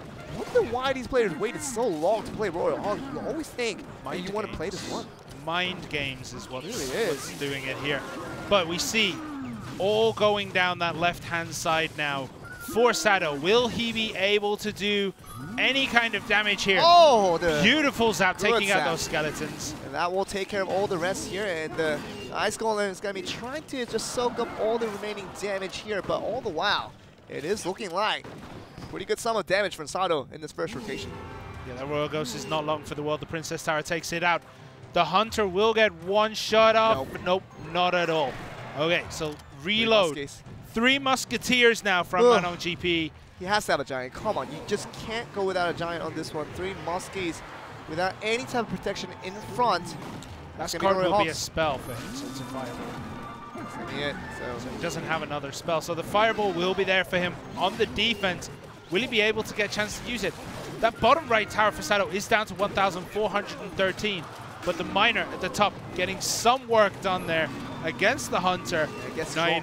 So that's going to be it. So we're going to see a pretty easy counterattack from the side of Sado. And we're going to see Mainland GP struggling just a little bit here. We're going to see the 3 Musketeers being split 2-1 here. Hoping to get the damage in where it all matters, but the Prince is now charging in onto the right side. Nothing coming with the Skeleton is going to be the meat shield for all of the Royal Hogs still charging on, trying to distract this Prince from doing anything here. Yeah, but will these Hogs be able to take out that tower on the bottom right-hand side? 8-2-3 remains, 7-6-4. We see the Dark Prince running up towards the top. The Hunter gets in. The Miner distracted by the Skeletons. That's brilliant right there. We're going to see the Fireball going on the other side as well. We're going to see the Poison defensively going to try to pull this back. 156 to 129. How low will this get here? 48 down to 21. Last tick remaining. One more log all to do. One more zap all to do for Sado. But can he hold for this long? And one more Skeleton is not going to be enough. And Sado will collect that Game 3 victory and brings his team to another brink of hope here. Yeah. Sandbox now have the opportunity to take the victory. They will have to go against Mainland GP in that King of the Hill format where he excels so well. It's going to be Sandbox with Beaver, Shinchu, Sado, and Connie being the 4th player on the lineup. Going to be wondering what lineup to stand up because Mainland GP defeated. We thought that with a Game 1 victory, it might just be easily going towards Bren eSports in this 2-0-2-0 fashion, but Sado continues to surprise us as this player to watch out for, and we are in this instance as we have to just wait things out for Bren eSports and also with Sandbox to prepare the lineup for the next one here. Yeah, the Royal Ghost again used by Mainland GP, and again, it wasn't really super effective against what Sado brought. He never really managed to, you know, get a lot of AoE damage done. He never really got chance to, you know, float on through to the other tower. It was shut down every time after game 1. We know that the Royal Ghost was basically a problem for him all the way through, and not getting much of it other than this game 1, because game 2 was, I wouldn't say was the Royal Ghost was kind of the reason why Mainland GP could have won out but didn't, because of that one card selection. I wouldn't say it was that one card selection in general. I think Sado's deck in general was just a little bit stronger. It didn't have the E-Wiz, it had a minor as well. It had the Prince, both players brought Giant Prince. But the minor, I think, made a lot of difference as well, just to help chip away at towers. And I mean, the defense here for Sado was just perfect. Knew he could take some damage and not risk losing the game. That's what it is happening. We're looking at the scenario here with 21-32. It's going to be the end of the story because nothing came really out of this push on the left side, and it was looking towards Sado as maybe the player to look out for, and losing that first game kind of got a weird trust for this player to see whether he can do what he did yesterday, and boy did he do that. Coming to game 3, winning out 2 games in a row in this 1v1, now going to keep his team hope alive. Yeah, and I think here it's a very interesting thing that there wasn't really one big push from either player. It was just constant chipping away. The Giants, yeah, sure, they did a lot of work. And here, that poison with the minor, it looked so close to finishing. And you got to feel for Mainland GP in this situation. Both those towers are incredibly low, but he just didn't have anything faster than a zap. That's what it is, and you know, just trying to cycle through the minor. Was not going to be relying on that to get the win. So for the meantime, we are looking towards Sandbox. A team from Korea is trying to get their region off to a good start. So didn't get that yesterday, but you know, they're always ones to break the silence. We remember back from Season 1 when the Korean teams were going up against Japan and lost basically 6 in a row, and we saw Sandbox being that first team to win against the Japanese team and bringing the first victory over to the region. Happened again in Season 2, 2 weeks ago when Southeast Asia, and Sandbox was the one to break the silence, and losing 6 in a row. Sandbox comes in that 7th game, does very well to win. So they're the ones to really kind of break the trend of constantly their teams losing out, especially from their regions, and Korean teams have been losing out so far, 4 games in a row. And with this 5th match we have coming up, maybe Sandbox is the one to do it again, break the silence, and maybe get a win here. Yeah, but we are going to have to go down to this King of the Hill. That Mainland GP currently has an insane record in 6 wins and 1 loss. The guy has all killed OP Gaming.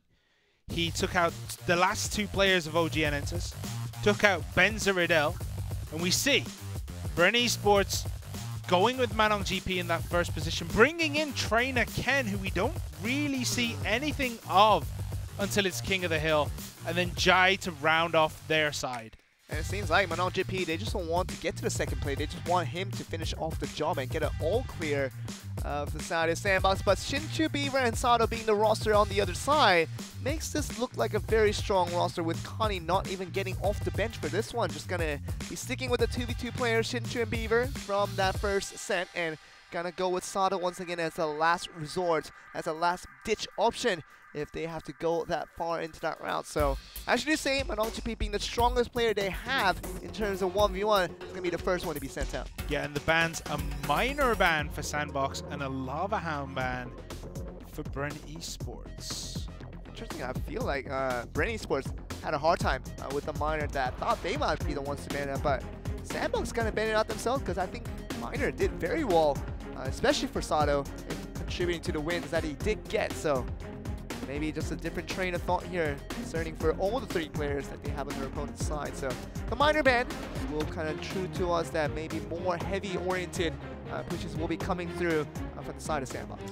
Yeah, Shin2 and Beaver are the most experienced players on this team. We've seen them at Season 1? Well, obviously Season 1, but we saw them at CCGS last year. Way back. Way back. Come on, like a year ago. You're being an old man. You're just saying old man back things. In my day. Back in your days. That's what I'm talking about. Back in my day. Yeah. No. We've seen Beaver and Shinchu around a lot. They're very much veterans of the Korean show, but look at that. 6-1. 6-1, man. Incredible. The only person he's lost to is Carolus from Chaos Theory. In terms of King of the Hill. Whenever this guy plays, he wins. That was from weeks ago. I mean, literally, he hasn't lost since then. And just talking about the regional that has come through in the first 2 weeks of events, and basically after that, anytime they went to the King of the Hill, just send Manong GP out as the first man and just all cleared every single team they faced. Yeah, the guy just doesn't lose in King of the Hill so far. His 1v1, he started off also equally strong. He beat Carolus in 1v1, he beat Ho, he beat One Crown. But since then, he's lost to Yuhiro, Pirameki, Dabong, and now Saido. His 3-set games are not as good as they used to be. Sure. He's been figured out. Sure, and we are going to see if it's going to be a 3-set victory for Manong GP. Or we're going to see just a 1-set, maybe an upset victory over towards Shinchu. We don't say Shinchu is not the weakest 1v1 player around. He's shown some good form, especially the end of Season 1. We saw him really come to a rise in his popularity and to his fame. And you can see if he can do it against this player with Manong GP just waiting on the other side, waiting to just replicate everything that he's done so far this season. So successful in these King of the Hill formats. I'm still thinking about that minor ban. Why would you ban minor? They make good uses out of it. They make yeah, Sandbox have been using it a lot. Very nicely. And we thought that, you know, it might be Bren eSports. It would have been understandable if they banned it out on the other end, but just a Lava Hound ban. So it kind of keeps us wondering as to what the card selection will be for both players. So about 7 more seconds before we get to see that. So, of course, interesting to see what the players will be able to interact with, especially with Sandbox, with Shinchu on the line. Not having done so well in that 2v2, wants to really make up for himself and do much better here in this King of the Hill, but against surely a tough opponent in the waiting. Manong GP on the other side here. Will Manong GP be able to all kill another Korean team this weekend, or will Shinchu finally slay the beast that is Manong GP? We'll find out very, very shortly.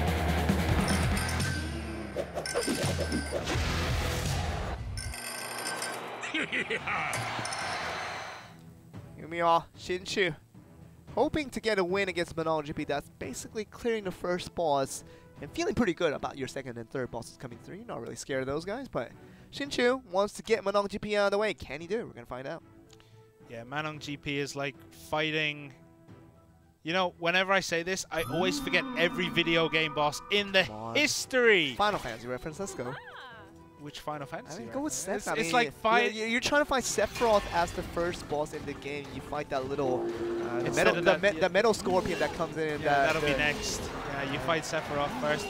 Okay, we see the both players bringing P.E.K.K.A.s now. Manong GP once again bringing that Royal Ghost, and here is a battering ram and a furnace.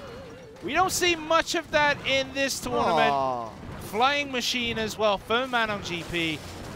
Nice zap coming through just to keep the flying machine alive. That's going to force another series of bats coming through the other end. So Shinchu kind of reacting well to all the attacks that are coming through from Manong GP. Not taking too much, about 2,057 on the right now for Manong GP on that first attack here. Yeah, Shinchu is about 1 elixir behind and hasn't done any damage to the towers. That's not a position you really want to be in as Shinchu going against Manong GP in a King of the Hill format. We see the Royal Ghost again slowly walking its way down. The Valkyrie will be able to answer this before he gets near the tower. It's going to be just allowing it. Getting the damage through, and the Royal Ghost will just die out just casually through the Princess Tower. And we're going to see P.E.K.K.A. just making way. Going to clear out the Valkyrie in time. No problem with that. Just going to take 2 swipes. Not going to worry about that too much. You see the Ewis supporting this P.E.K.K.A. now on the back, and that's going to be just allowing a few extra swipes from the P.E.K.K.A. on his own end compared to the other. And we're going to see now a minion charging in with this battle ram here. And we'll get to charge through on the furnace, and the flying machine is there to support the unit here. The furnace is a very interesting choice for his building because it doesn't seem to really accomplish much for him in the flying machine. Connects. Getting so much damage with that Royal Ghost too. That tower is down to 549. And Shin2 was relying too heavily on the bats to hopefully clear out the flying machine in time, but that zap sneakily comes out, just allowing the flying machine to retarget onto the tower against the another battle ram being so successful, and this minion not going to get taken care of. Yeah, the minions are going to do a lot of damage. Tried to put the Valkyrie there to take the aggro, but she doesn't do anything. That tower on the left-hand side is out of there. Flying machine, that's it. You don't even need the P.E.K.K.A to charge it. It's all about the charges coming in on the other side. Now we can see a Valkyrie just going to go all in on this push, but not going to have nearly enough time to finish off that one. And Manong GP, oh man, does he look strong when it comes to the King of the Hill? I think he really thrives under pressure here, Simon. There's definitely something about King of the Hill that activates a secret power inside Manon, because he just limit breaks the living heck out of anything that faces him in King of the Hill. The King of the Hill is literally the Mako reactor for Manong GP to drain out his energy from, and my goodness, and we're going all out with these Final Fantasy VII references. You bought it in. I forced it. I do apologize, but you know, we are back in this one. Manong GP, as always, looks very, very strong in this King of the Hill format, and yeah, I mean, waiting for a second opponent in the lineup, just basically having the rest of Bren will just kind of sit in the sideline, just kind of enjoy the show, because it seems like maybe Giant Trainer K might not even have to come out on this one. Yeah, I'm very interested in Shin2's choice of the Furnace there, because Furnace is not the best defensive structure, right? Tombstone is a lot better because you get the skeletons at the end of it. You have Inferno Tower, which is better against P.E.K.K.A, would have been much better against P.E.K.K.As, and flying machines and things like that. I feel like the Furnace is one of the weaker defensive structures. Well, it's just a guess at Shin2 from his end, maybe thinking that Manong GP plays a lot more aerial units, which obviously the skeletons do no effect on. So otherwise, you are looking towards sending those fire spirits every time. Two of them eventually, consistently, that will take care of all the aerial units that came out. So understandably, the bats were in, and also the minions were in as well. So it was a very good structure, kind of in theory of how that pulled out, but definitely had to counter on the end and what's going to be Manong GP, and knew how to handle that very nicely. The battle ram connected to it every single time. 4-for-4 trade, you're definitely going to like the barbarians on that furnace, just chopping it down there. Yeah, they also followed up with the minions as well. So every time the battering ram was thrown down, minions would be behind it, and that is just a powerful combination. Will Beaver be able to stop this? Will he be able to dam up the bleed from Sandbox, or will Manong GP be able to flood Sandbox out?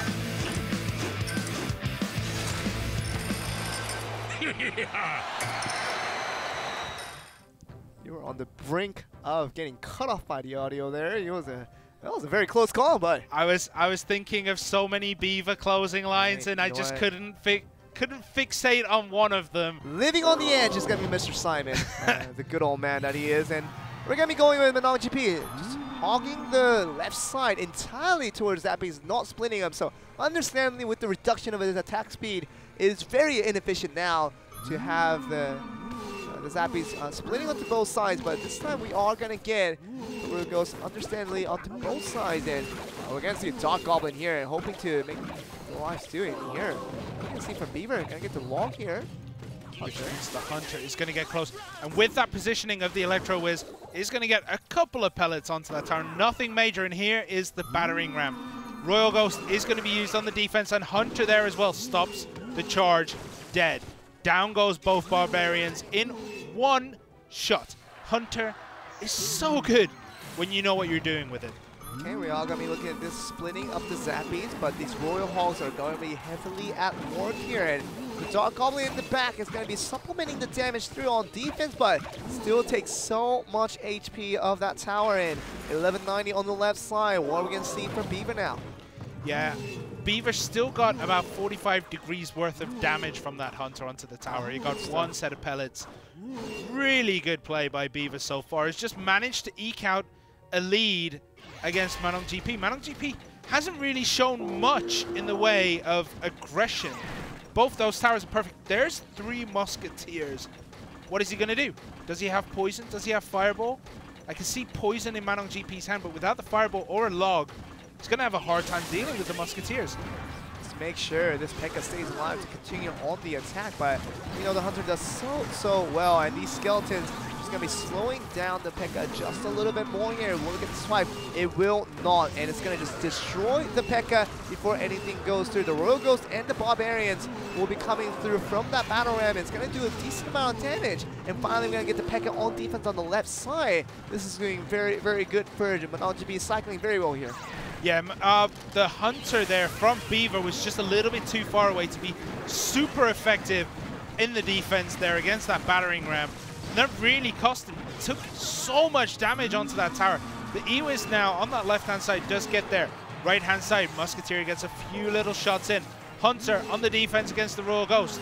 Goes down almost instantly. The Hogs come in against the P.E.K.K.A and one of the Zappies. We're going to be looking at this now, and we're going to see what these Hogs can do. Not much against this P.E.K.K.A here. 870 down, and we're going to see the 3 Muskies being split 2-1 here once again, and Poison being set out. So supplementing this P.E.K.K.A run, that's going to be going through, and the Zap's going to be helping out to get the Muskie down faster, and the charge does go in, and the Barbarian is already on the chop, trying to see what he can do against the tower.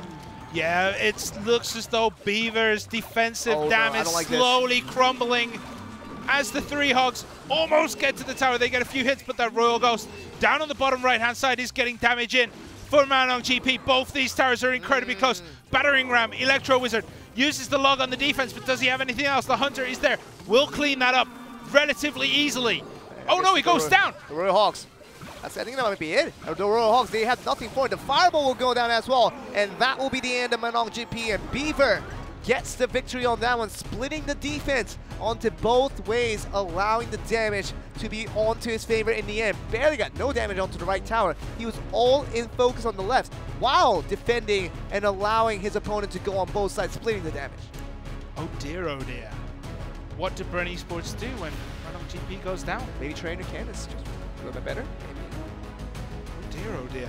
Beaver there played phenomenally, I have to say. He controlled that game very well. And although it started to look as though he was losing it, like he lost the defensive momentum that he had through most of that early game, right? He still managed to eke out the victory. His offense was just a little bit more effective all the way through, whereas MNOGP's offense was very effective towards the end. Beaver smiling, very satisfied about his accomplishment there, beating out the MNOGP end. We're going to go to the second game here. Trainer Ken is going to be in the lineup very soon here for Bren eSports, but will this mean an eventual victory towards either side here? Because we're going to go to the second man of Sandbox against the second player for Bren eSports. Not really knowing which of the two will be able to win things out. Get another minute for these players to set up their deck for this next one. We don't really see a lot of Trainer Ken in anything. Currently 1-3 in King of the Hill. Has lost to Benzaridel. Shud and Smooky, has beaten Amaterasu, who is a phenomenal player for Game With, but has lost to Yuhiro as well. So Trainer Ken here, he does have the credentials. He's a very good player, but Bren eSports just don't seem to have found a place for him to fit in quite yet.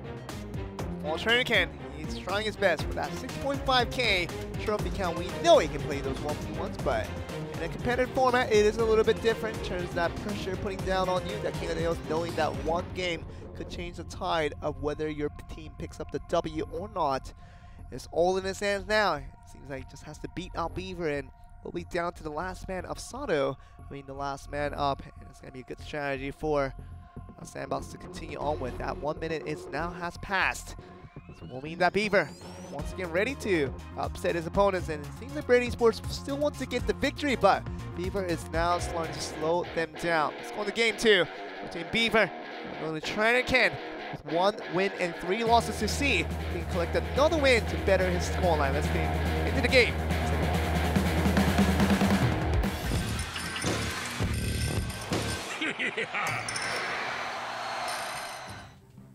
Here we are, Trainer Ken for Southeast Asia's Bren eSports on the top side.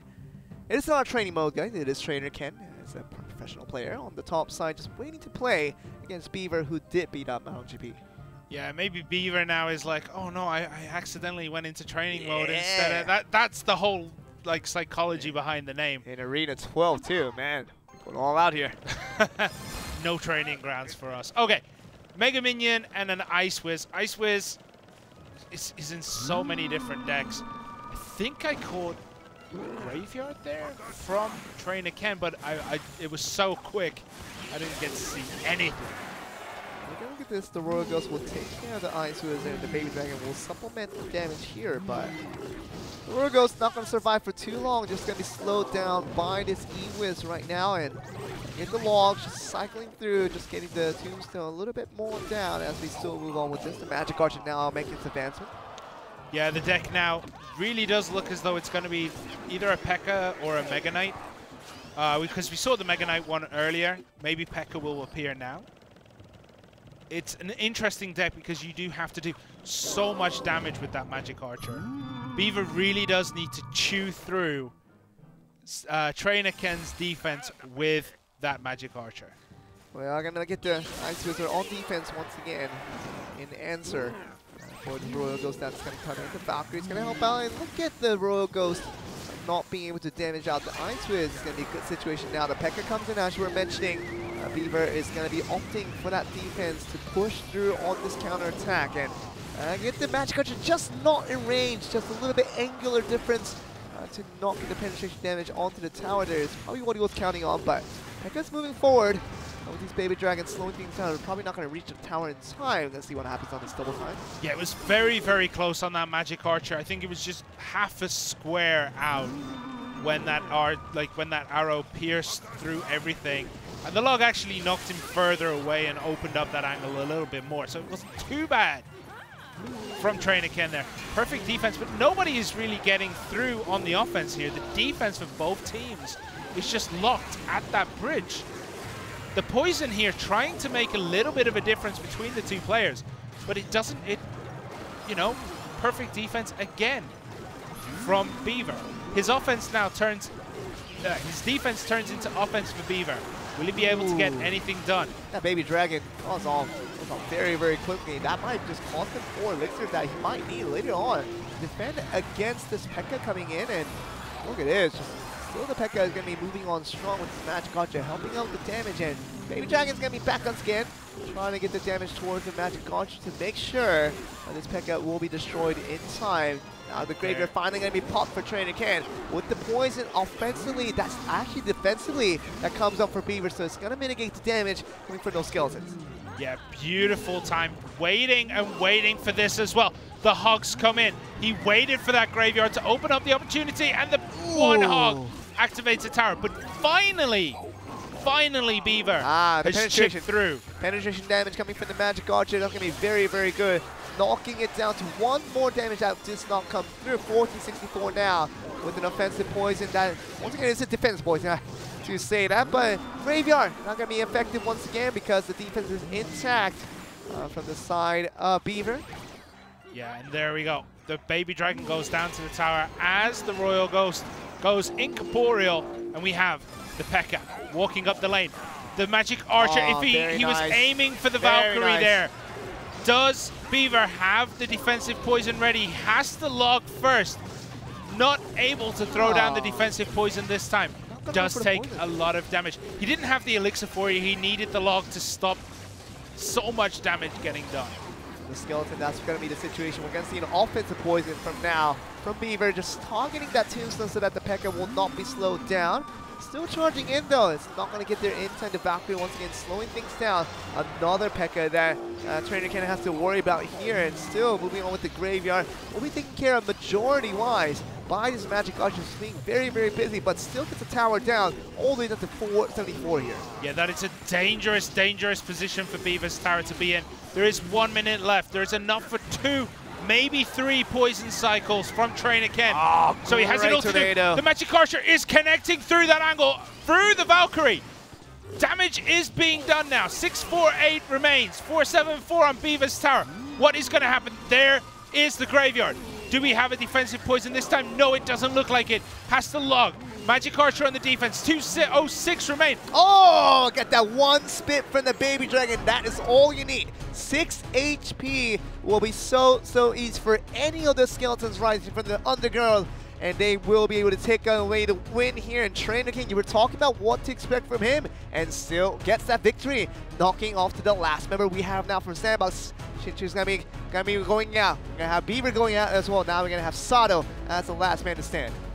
Yeah, Ken there is a very surprising play because there isn't much information in terms of tournament play about this guy.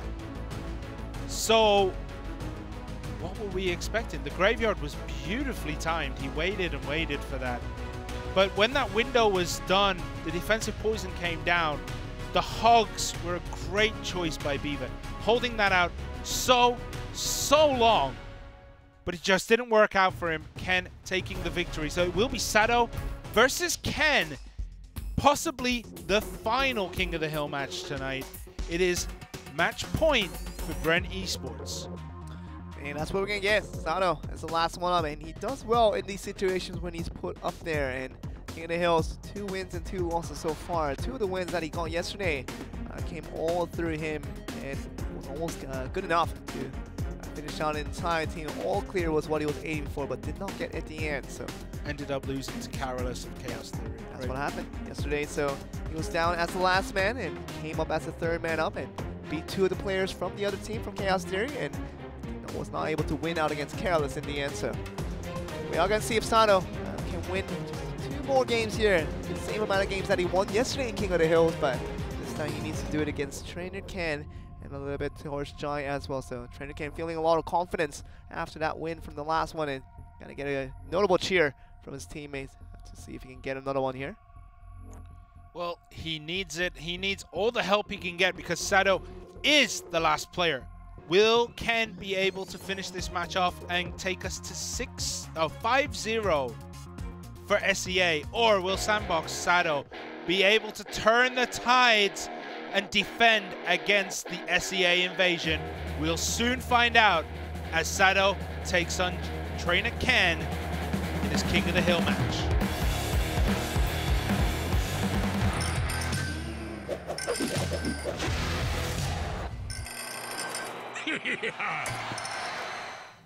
Trainer Ken telling Sato good luck, and we are going to be beginning this game. Sato just chilling things through, and Trainer Ken just going to be waiting things out as well. So not much happening in this first few minutes, and going to get the log, just a cycle on both sides here, and it's going to be about a casual damage of 84 HP onto both sides to start things off.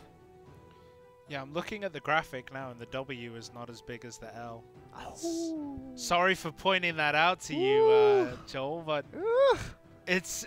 I just noticed it. I'm like, it's going to bother me. Now it's going to bother me for the rest of the broadcast. I know exactly what's going to happen. We're only into our 2nd series, by the way. We have 1 more to go. And now I know this fact that the W is going to be smaller than the L every single time. You're going to make me look at it. Not even going to look at the game anymore. Good job, Simon. Thank you. I was aiming for that kind of reaction. Okay, we have the Ice Wiz played at the back for Trainer Ken and an Inferno Dragon from Sato.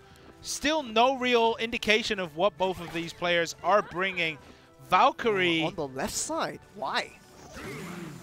Royal Hogs for Sato. This is going to be trouble for Trainer Ken. Oh, and 2 actually decide to ignore the tombstone, go for the tower, but Tornado is there, activates that King Tower. And the Valkyrie comes back to the right side. How comic is that? Oh, man. Valkyrie just went on a little bit of an expedition around the map, like, you know, exploring the territory. I hope everything is up to her standards and satisfaction because, you know, she really messed with Sato's offense right there. And that was Dora the Valkyrie right there. Dora the Explorer, just get out of there. It's Dora the Valkyrie all day, every day. And looking through, the one little Zappy helping out with the Valkyrie, but it's not going to lead to too much damage. And once again, a long cycle. Seeing there's no real good use for Sato for the meantime for what he's going to get. Again, with the poison, maybe the graveyard for Trainer Ken, but still has me wondering what that might be. There's a Magic Archer, which means we're probably going to see the P.E.K.K.A. as well from Sato if he needs it. Zappies come down. There's the Royal Hogs placed in the middle. They're going to go straight for the Tombstone. Valkyrie is there. And the Hogs split, but not in a real useful fashion. And the offense is closed down almost instantly. There is the graveyard. Magic Archer on the defense. Does he have a poison? Valkyrie does very well as well. Just trying to just swipe away all the skeletons coming from the ground. And he's going going to be an update for that 2150 with that poison on the left side now, going for this Magic Archer to make sure it doesn't do a lot of damage through it. One swipe is all it's going to get, and we're going to get the log on the other end here. We're going to see the Royal Hogs just charging in, getting from these tombstones a lot of damage through it. 1985, and still moving on with this Valkyrie, just trying to get the defense on, and the Inferno Dragon back out once again.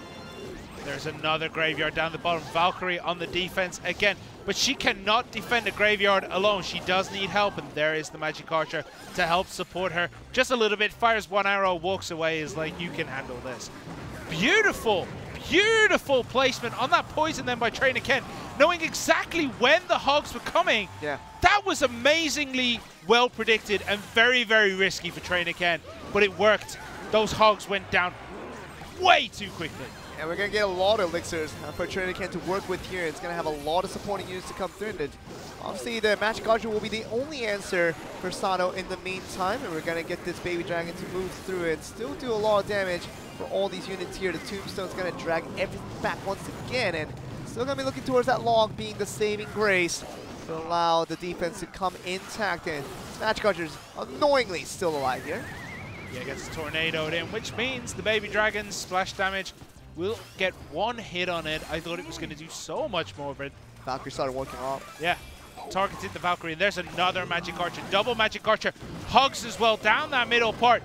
The log comes in from each player. The Valkyrie will get one spin against that Magic Archer, and two takes it down.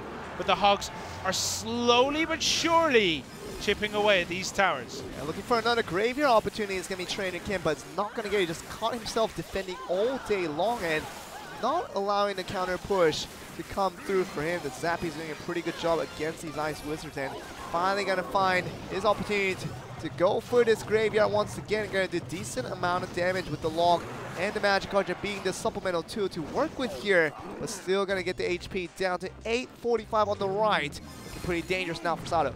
Yeah, Sato's defense there just was not strong enough against that graveyard. He should really be saving the poison. I know he needs it on the offense to try and eke out victory points here. But this graveyard's just getting way too much damage, even with the Valkyrie, even with the Magic Archer. He's still taking a decent amount of hits. The log on the other end, just looking through and trying to get this defense still going inside of Trainer Ken, and still that Inferno Dragon doing a very good job against the Baby Dragon every single time here. The Tombstone once again doing a pretty good job of getting the damage through it, diving at the poison just to make sure the defense doesn't come from those piggies. And still moving on here, the Ice Wizard coming back once again just to slow things down. The Inferno Dragon out of the way. Yeah, unfortunately, Sato just cannot find an angle for that Magic Archer to work. And this is very, very bad for Sato. The Baby Dragon comes in, the Ice Wizard is there. Oh. A giant snowball needs to be thrown, but it doesn't matter. It is over. Oh my goodness. Trainer Ken. That was genius by Trainer Ken, because I thought he would just obviously go for that graveyard, but saves those 5 elixirs, because knowing that the Baby Dragon and the Ice Wizard will be enough to get the attack going. And he put that Valkyrie on the end, on the left side, getting that defense to make sure that all in push with the Royal Hogs and the Valkyrie did not do the damage. So personally, I thought that was genius by Trainer Ken there to not go for that over-aggressive offense and just opt for the defense to make sure you get the victory in the end. He played that flawlessly. Trainer Ken, hats off to you. Like, we were not sure what we were going to expect. Exactly. We were expecting this to go straight down to Jai, but Trainer Ken proving his worth on this team by taking out Sandbox.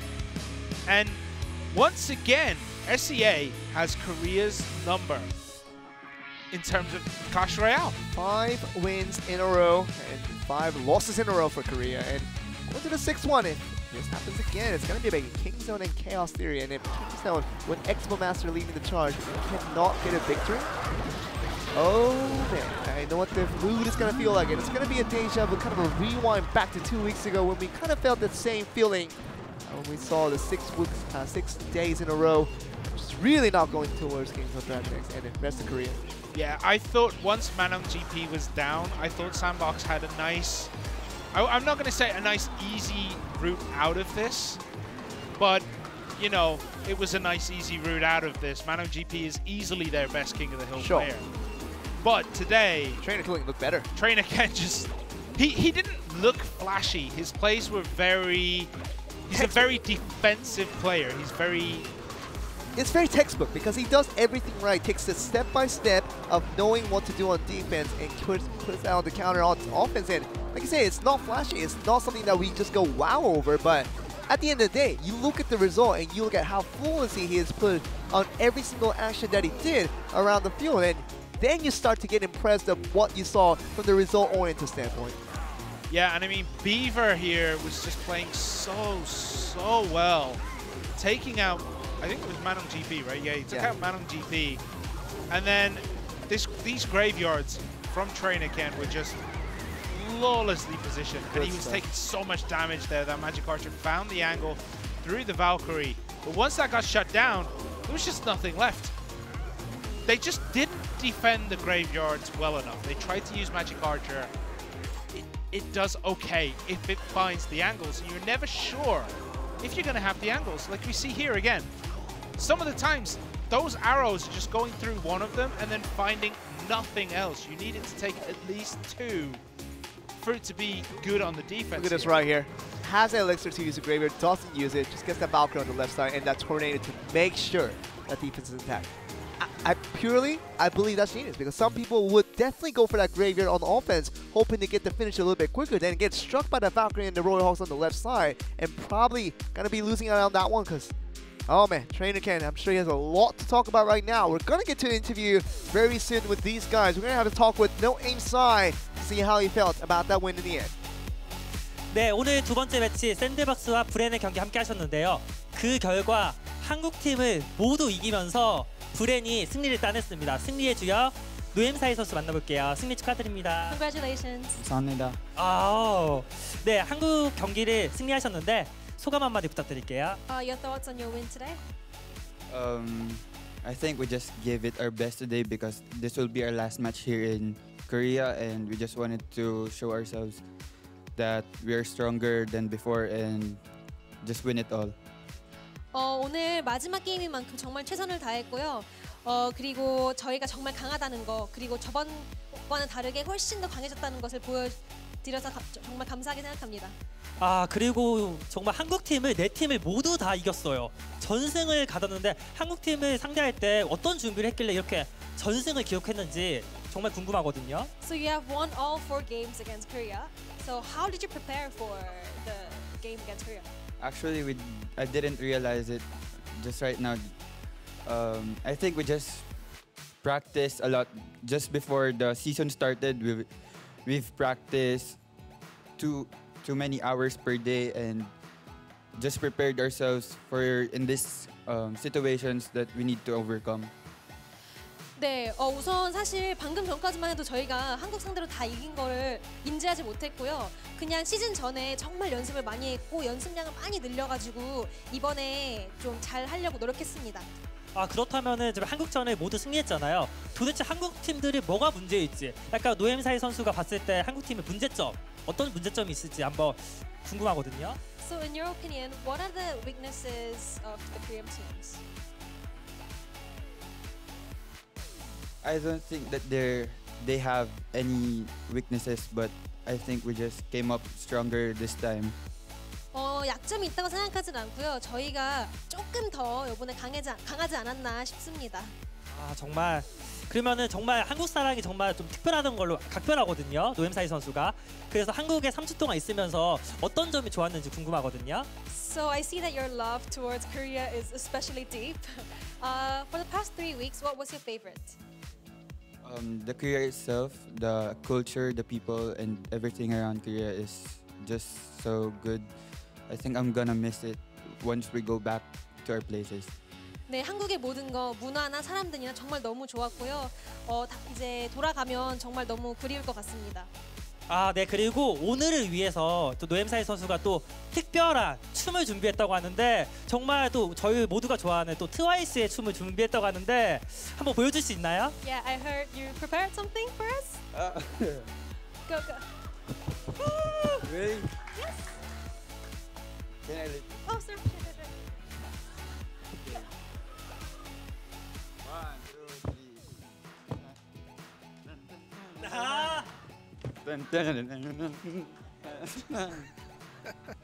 Great guy noise. 1, 2, 3, let's go. 1, 2, 3, let's. That's the dance the night away. 네, That's 정말 the song that came over. 이 끼를 어떻게 숨기고 있었는지 진짜 완곡을 볼 뻔했네요, 진짜. 네. 어쨌든 승리 너무 축하드리고요. 승리 너무 축하드리고요. 앞으로의 각오 한 말씀 부탁드릴게요. What's the determination for your future games? Most especially our determination. Every time is the playoffs, the worlds, everything. And especially the chicken dinner bear manager.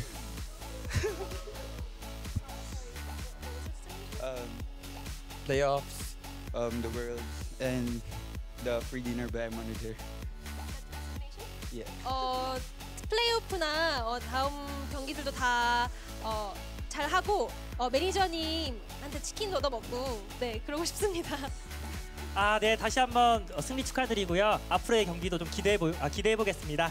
그럼 저희는 잠시 후 오늘 마지막 매치 킹존과 카오스 티어리의 대결로 돌아오겠습니다. So that's gonna be it for the interview with No Aim Sign. We're gonna go to another short break. We're gonna be back with our last series of the night, looking towards this last series. So we're gonna go to one more commercial break. Don't go anywhere. We'll be right back.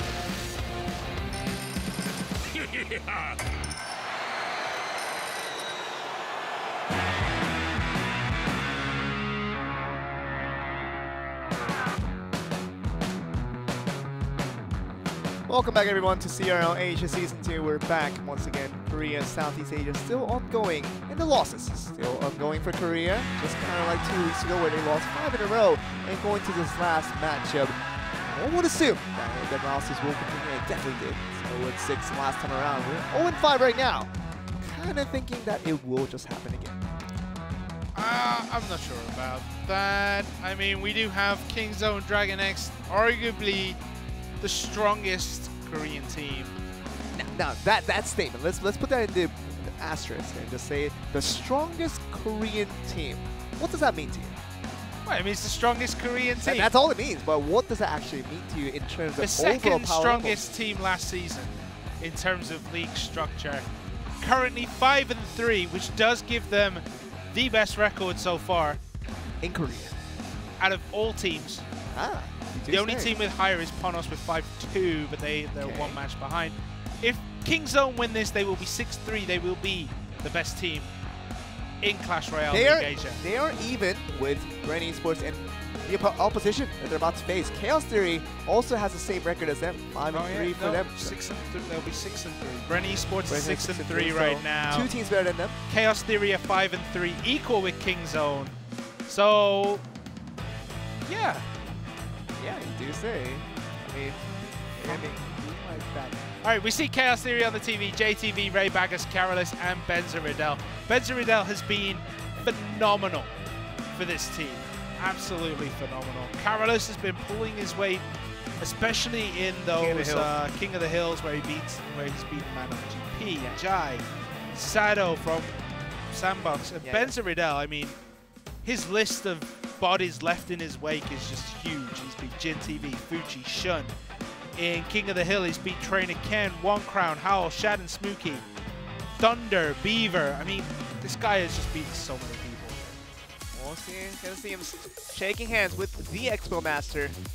Fittingly, knowing that they're probably gonna be up for that 1v1, but we have to just wait to find out if Expo Master gonna be finally hopping onto that 1v1 train. Gotta get off the 2v2 train. Oh, and yes, he does. And he's gonna ban out not the Elixir Collector that we usually like to see him ban out, but it's gonna ban out the Giant.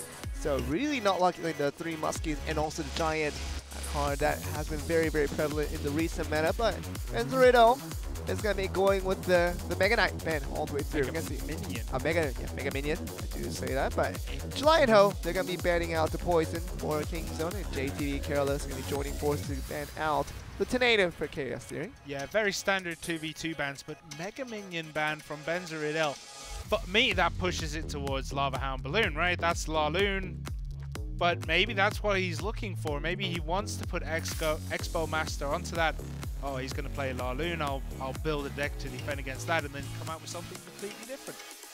Could very well be, but we have a lot of time to talk about the 1v1 once we get to that. But for the meantime, very conventional bans from both sides, with King's Zone banning out the Poison, Chaos Theory banning out the Tornado. And we're going to get the first matchup here, because it's been basically a one-sided story for these two sides when it came to the 2v2s. Southeast Asia literally winning every single time, 2-0, 2-0 all across the board. And Korea finding it difficult to win these 2v2 matches. Let's see if July and Ho can change up the times. Sorry, I was just looking here. You were sleeping. There is one team that have beat Chaos Theory's 2v2. Okay, who was it? OP Gaming. Ah, it's a Korean team. So it's a Korean team. So they do bleed. The SEA mammoths bleed. Yeah, it's like paper cut. It's like all on your fingers. It's like that hurt for like 1 second. That hurt for like 1 second. I see blood, but it's not dripping. But it's all right. Well, they're all right. King's Zone yesterday lost. They lost to Kicks pretty easily. That Kicks duo that came in yesterday. Who was it yesterday? I don't remember, but. Yeah, those guys came in to wipe out. Expo Master was in that mix as well, just going up with Ho, and in that set 1-2v2 did not win any single game. And Martin and Diaz Stitch was the Martin and Diaz Stitch, yeah, they're fantastic actually. So to see this duo once again, July's gonna be joining forces with Ho this time around to see what he can make out of, and obviously Expo Master's gonna be waiting in that 1v1 stand later on once they do get to that one. But for the meantime, seems like JTV Careless coming up for yesterday, doing very, very well to win their matches from a Korean team. Let's see if they can do it again against Kings of DragonX. July and Ho winning in the stands with this new duo, hoping to win some games here, maybe bring a win in the set 1 of 2v2 over to Korea, but they have to do it against Chaos Theory here. JTV Careless not wanting to make that happen. Let's get into game 1 and see what happens.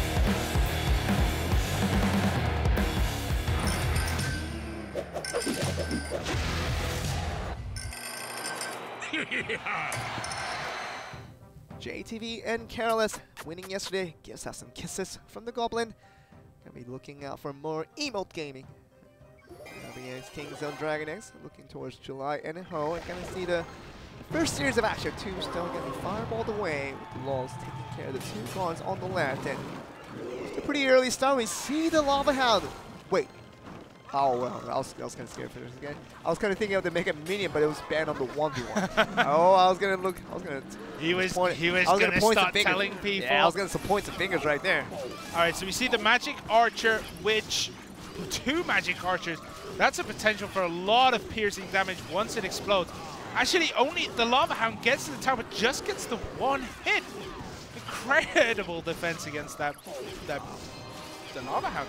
Graveyard comes in on the top for King's Zone DragonX. Baby Dragon for defense. There's the freeze potion. Oh no, this is going to be bad for the first push, and July and Ho finds the damage, but I don't think it will be able to replicate that second time around, because now the secret has been revealed and Chaos Theory now know the freeze will be ready for that next graveyard that will come apart. Yeah, and also just look how effective that 2 Archer defense was. That second Lava Hound didn't even make it across the bridge.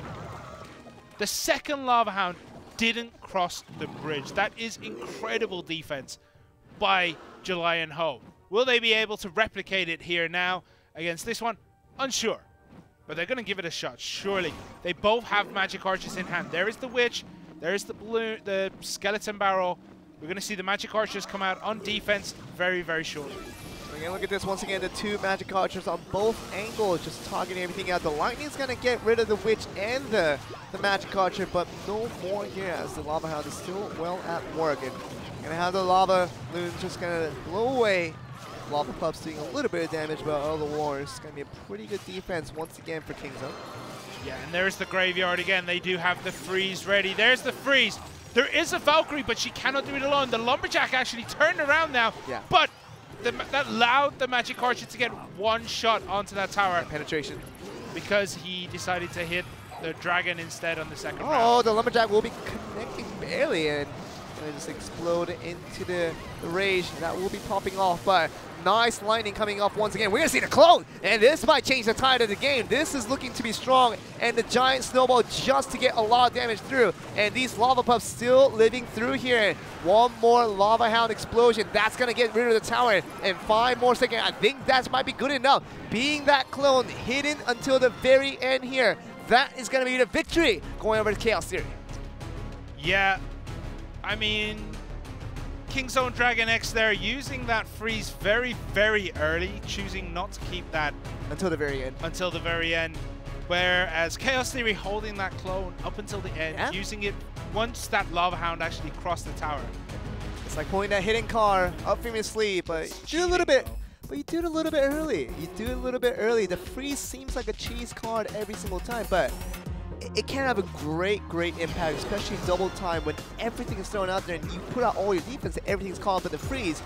That's what you get in the first moments, and it's not going to be the secret revealed to a situation where they're going to favor the side of Chaos Theory. And oh man, we were looking at this thinking that the freeze would work worthwhile, but when the secret has been revealed in the first minute, you know, it's not going to be very prevalent for the rest of the game. It was also really important how well Chaos Theory there dealt with those archers on the defense. Once they knew, once they had the cycle, they waited, used lightning to take out the witch and at least one of the archers, and that's what allowed their offense to actually have an effect on anything. Before that, with the 2 archers and the witch, they shut down a Lava Hound before it got to the bridge, not even over the bridge, before it got to the bridge. Sure, and kind of all the plans that Kingzone had planned now has pretty much been revealed on the first portion. On that first defense has done pretty well, but you know, once Chaos Theory saw the secret being revealed, they knew how to take care of it the second time around, and that became really easy thereafter. So July and Ho really out of all the tricks in the bags, and what are we going to do now? Game 2, they really need to win this one to get themselves into Game 3 to give another winning potential over towards the Korean side. But it seems like Careless and JTV looking like they want to dominate and continue on this win string in the 2v2. Let's see if they can do it again in this Game 2.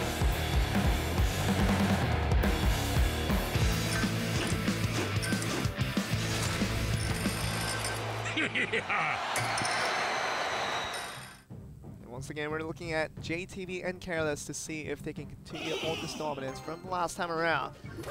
They're going to get a tombstone. Same deck though, so if Kingzone DragonX actually think about what is being played carefully, they should know the clone is going to be there.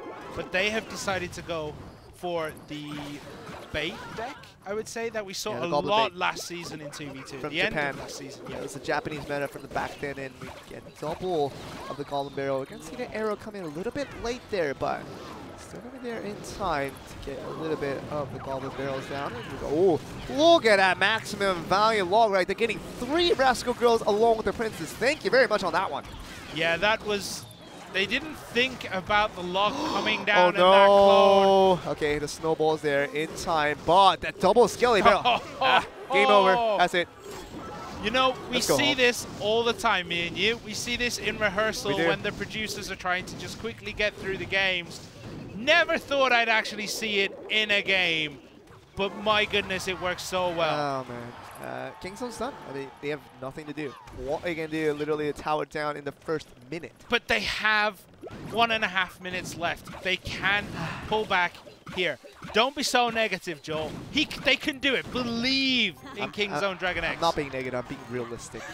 This is what it is. And, you know, this Tombstone's now just taking care of the dog. As long as they don't take decent amount of damage all through the end, that is going to be a good situation for Chaos Theory to probably win another one. And the maximum value log is ready. You don't need the log when you can just have the Valkyrie in hand and just wipe out everything intact. 8 elixirs, gone just like that. Yep, but not again. The Rascals this time do split up. The boy Rascal in front. And now we have an Ice Golem with 2 Rascals on the back. And the Goblin Gang down that right-hand side. With the barrel, the log comes in, but another barrel right after. Arrows straight away. Like I said, it seems very, very tough with double Lava Hound now being spotted on the pocket. And so many skeletons as well, so clone. many pubs. Clone surely has got to come out soon here. Everything is so close to the tower. The Lumberjack is there as well.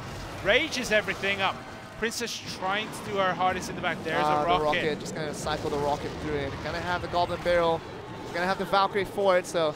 Oh, you don't want to send the Goblin Barrel right there with the Valkyries ready to take things down. Just a desperation effort at this point. No, but they did try to throw that magic snowball and miss, so that's 2 elixir that they do make back. There's 220 remaining. There's the log, there's a snowball. All the spells they have, 91. every little spell they have intact. Arrows, everything out, but it's not going to be there in time. After that first tower went down, we knew it was going to be very tough of a hill to climb for Kingzone, but it seems like you're disagreeing with me on that one. We knew. They got it down to 91. They made it work. They could have come back from that. You were making it seem as though it was an unattainable position. They would no chance. That 91 they got it down to 91. That 91 HP was never going to come through. It could have come through in a few earlier pushes. They could have got a Princess volley off. They could have got an extra log in there. They could have got an extra a rocket. They could have cycled back with the rocket. Let me organize this for you. So the rocket went through blind, naked, and got no units off of that. Just 6 elixirs for that. This giant snowball, all the arrows coming through, fireball, every little spell, just naked. At so many elixirs spent, and basically they had no elixirs to defend any type of counter pushes, even if they got the tower. So it would have seemed that Chaos 3 with a counter push, Kingzone would have no defense whatsoever. It was going to be a clear tower. Is that convincing enough for you? No. I still think they could have done it. Well, look at it. Yeah, you have all the visions in the world. Like, Chaos Theory did have to defend, right? They had to defend. If they didn't throw down a Valkyrie, if they didn't throw down snowballs, that tower would have been down. That would have been down, but they would have spent so much elixir to get it down, and they would have no elixirs to defend after. And there was a huge amount of units just ready to charge it down. We'll look at the replay and we'll get you convinced in just a little bit. I'm not going to be convinced. I'm a stubborn person. That lock there got so much ridiculous value. I mean, that put Kingzone DragonX in such a terrible position at the start. The clone coming in. After that arrow came in, we knew basically they had not much else for it. The giant snowball was there in time, but what do you do for all of those skellies coming through? Nothing for that one. Nothing. So here, I'll show you. If that second barrel had been in a different position, I think it would have been fine. They have 6 elixir, 7 elixir, 8 elixir. Yeah. They have plenty of elixir. Plenty of elixir, you say. The log and snowball, if they'd have thrown the arrows down as well, they would have had it. But like, they're not attacking. That's the thing. There would have been time. That arrow should have gone down. And the Lava Hound still with 3 elixirs on the left. So, but July was holding arrows. He could have at least got that tower down. And then they could have thought about defending. Sure. Why didn't he had the elixir? He had 4 elixir at the end of that game. Why didn't he throw it when he had the elixir for it? Could have been 1 second of a difference. Could have been. Arrow would have taken it out. Could have not 86 damage. Because the timer runs out even if the arrow has been sent out. We know that it has to reach the tower. No, but they had enough time to generate 1 extra elixir, right? Arrows is 3 elixir. At the end of that game, they had 4 elixir. If they'd have thrown it instantly. It takes a little more than 1 second for the arrow to land in the opposite tower, so. But that's a risk worth taking, no? Result-oriented speaking, Simon. We're doing it all day long, and like I said, even if that tower went down, you saw the elixir count, 3 on the left side, 4 on the right side, they would have gotten the counter push down, so. Let's leave it. We're going to agree to completely disagree with each other because you're wrong. Okay, Expo Master versus Benzaridel in this next match. This is going to be a good one. Benzaridel has a very, very good win record. He has beaten Jin TV, he has beaten Fuji, he has beaten Shun. He has lost to Beaver and One Crown, so he has only lost against Korean players in best of 3 1v1s. You should see the daggers coming from Joe right now. But Expo Master has played one 3-set 1v1 against Mick Camboya, and he won that one. So let's see. Will Expo Master be able to beat out Benzaridel here? Will Benzaridel be able to close this out for Chaos Theory? Let's get into it.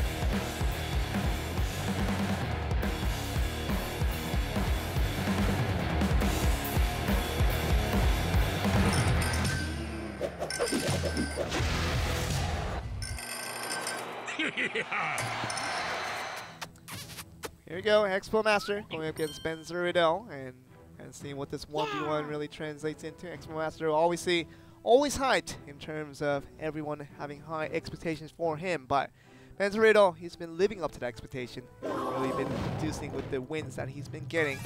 Gonna throw down the log. It's gonna force out a Magic Archer for rotation. Expo Master to start off this game. Poison there from Benzaridel to answer that. The most effective use of Elixir, yes, because it takes it out. That's perfectly equal. It's perfectly valuable. So we have the Inferno Dragon coming through. That's going to lock on that Rascal Boy, unless something else is played. There's a Tombstone. So maybe expecting the Lava Hound Balloon to come in, but we're not going to see it yet. Royal Ghost coming in. Poison taking down the Inferno Dragon. A Miner in the back. Royal Ghost to deal with that very, very quickly. And we're going to see what that turns into. Obviously, the Royal Ghost doing a pretty good job against the Miners, living into the littlest of damages. And kind of look at this too, the Princess Tower finishing it off in terms of Inferno Dragon going down. We're going to see the log taking care of the Electro Wizard. We get the couple of swipes with the Royal Ghost, but nothing else coming from it. So there it goes down the Rascals again. What is he going to build behind this? What is his win condition here? I'm going to assume P.E.K.K.A, right? Could be. We're looking at the Miner. It just could be a chip damage all the way through, but still waiting for what that last card ought to be for Benzaridel. I have an idea for Expo Master. It might just be a P.E.K.K.A of his own, so just waiting to see what that last card will be. Just waiting for that 1 minute mark. Might be just a strategy for both of these players, but gonna be guessed wrong with the Royal Ghost on this side, right side, with the Miner connecting to the tower here. And we're getting a couple of damages now. Yeah, and it's actually a hog deck. Very interesting choice there. Mega Knight. Mega Knight from Benzaridel will shut that down very, very quickly. And it's going to have a good counter push moving forward with this one. The Electro Wizard probably will go down with this poison intact. And the Mega Knight will be charging in. The Rascals will be intact. Still moving on with all the damage now. The Royal goes charging in through this one. And gonna get the smack from the Mega Knight, but will die to the Princess Tower. But the Miner is just gonna sneak up there. It's gonna do a lot more damage now with the poison, knocking away the minions on the left side, charging on with the Magic Archer. Yeah, it's very interesting that the Magic Archer has pretty much replaced the Princess in a lot of decks recently. Like, normally we'd see a Princess with this placed in that position, raining arrows from the sky, but we don't see her that much anymore. We see a lot more Magic Archers today. We're going to look at this once again. The Miner connects, and with poison very well to get these minions out of the way. And also, the Magic Archer will fall very, very low, if not die. With that one tick to still survive in this one. The Royal Ghost will be there. Obviously, with all these things coming through on the right side, the Mega Knight will be there to defend everything. Yeah, Expo Master needs to make it work, and he's found an angle. Is he going to be able to do 1, 2, 9 remain? Does he have something to finish it? There is a log. He needs one more hit, but this Miner and Mega Knight might be able to finish the tower. There's the poison. He's waiting for that poison. Expo Master. Poison. Who's going to get it first? Oh, 18 HP is the difference between Expo Master and Benzaridel. You know what Expo Master was thinking there, just waiting for that one last tick of that elixir to go up to 4 and try to send in that poison as soon as he can. He did, but it wasn't good enough. That was so ridiculously close. 18 left after that tick. Oh my. Like, it looked like Benzaridel had that signed, sealed, and delivered for his team about 30 seconds before the end. And out of nowhere, Expo Master managed to get the angle with the Magic Archer on offense. Suddenly that tower took an insane amount of damage, and a slight more aggression from Expo Master would have had this for him. Tilting enough that he has to call a timeout here. Kings on DragonX taking this moment where it could be the last game. If Expo Master does lose another one, really using that Magic Archer in the end, just gets that log. Was a crucial point all in the air. 45 HP.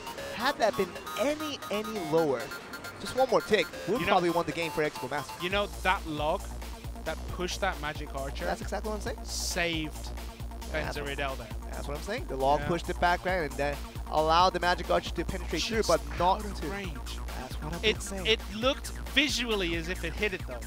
You're not listening to me. I'm listening to you, I've been saying that for the last 30 seconds. You're telling me what I already told you. I know. It's okay. We've been on fire these days today, especially today's in our commentaries, but you know, we can have one of these fire days and just to spark things up, but Benzaridel definitely sparking it up right now because, you know, the way he won against Kings of DragonX, especially against Expo Master, who's going to be tilted off the world after that one. No, he's not tilted. Expo Master always loses game one. He always loses game one. Not like this, though. It's fine. Don't worry, he always loses game one, and then we'll Whatever come you back. say. Did you know? Yeah. Let's hear it. Undefeated. Because he's played 1-1v1 and beat Mikamboya. Okay. I'm listening. I'm still listening. But in his King of the Hill, completely undefeated. He took out the whole of Ponos. This is not King of the Hill. He took out KK and Master Hong. Sure. So what's the end of this story? What's the conclusion? Expo Master comes back 2-1, goes to King of the Hill, all just clears out chaos. All right, you guys heard it first in here, guys, from Mr. Simon telling us the prophetic words. And we'll see if that happens, because I personally believe that Benzaridel is going to have so much mentality fortitude going into this next one. Game 2 might be match point if Expo Master is not being able to pick out this next win here. We're going to see if Benzaridel will be able to finish off King Zone in this next match.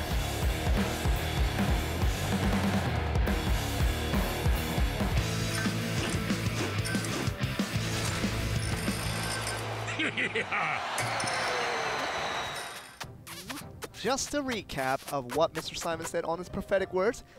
Kings on DragonX will find the win eventually, with Expo Master winning 2 games in a row from here, and he will all clear the entire side of Chaos 3. So what do you think? Let's see what happens.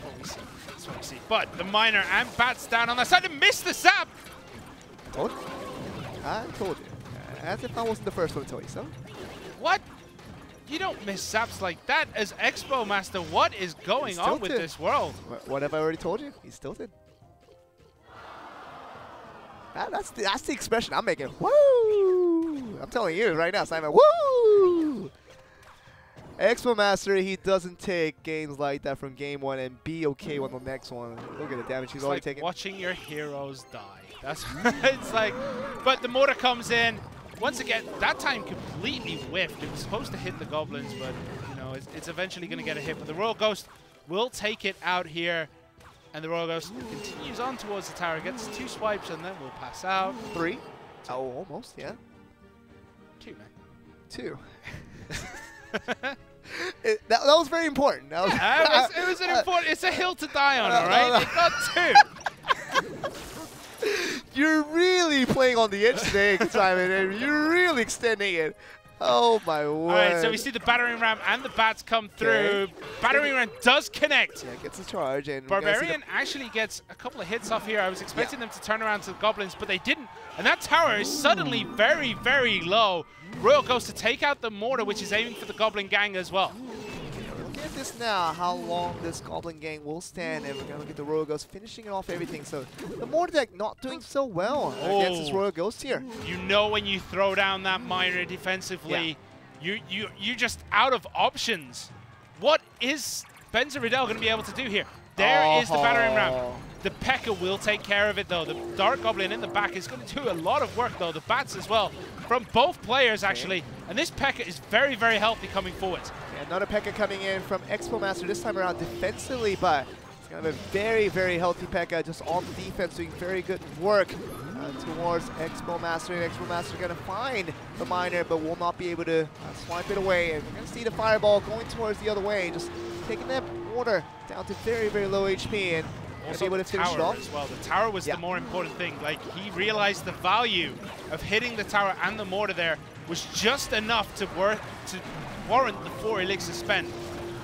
Look at this now. See the zap will not even allow a single hit, and Goblin get good catch on that prediction. And we're gonna still look at this.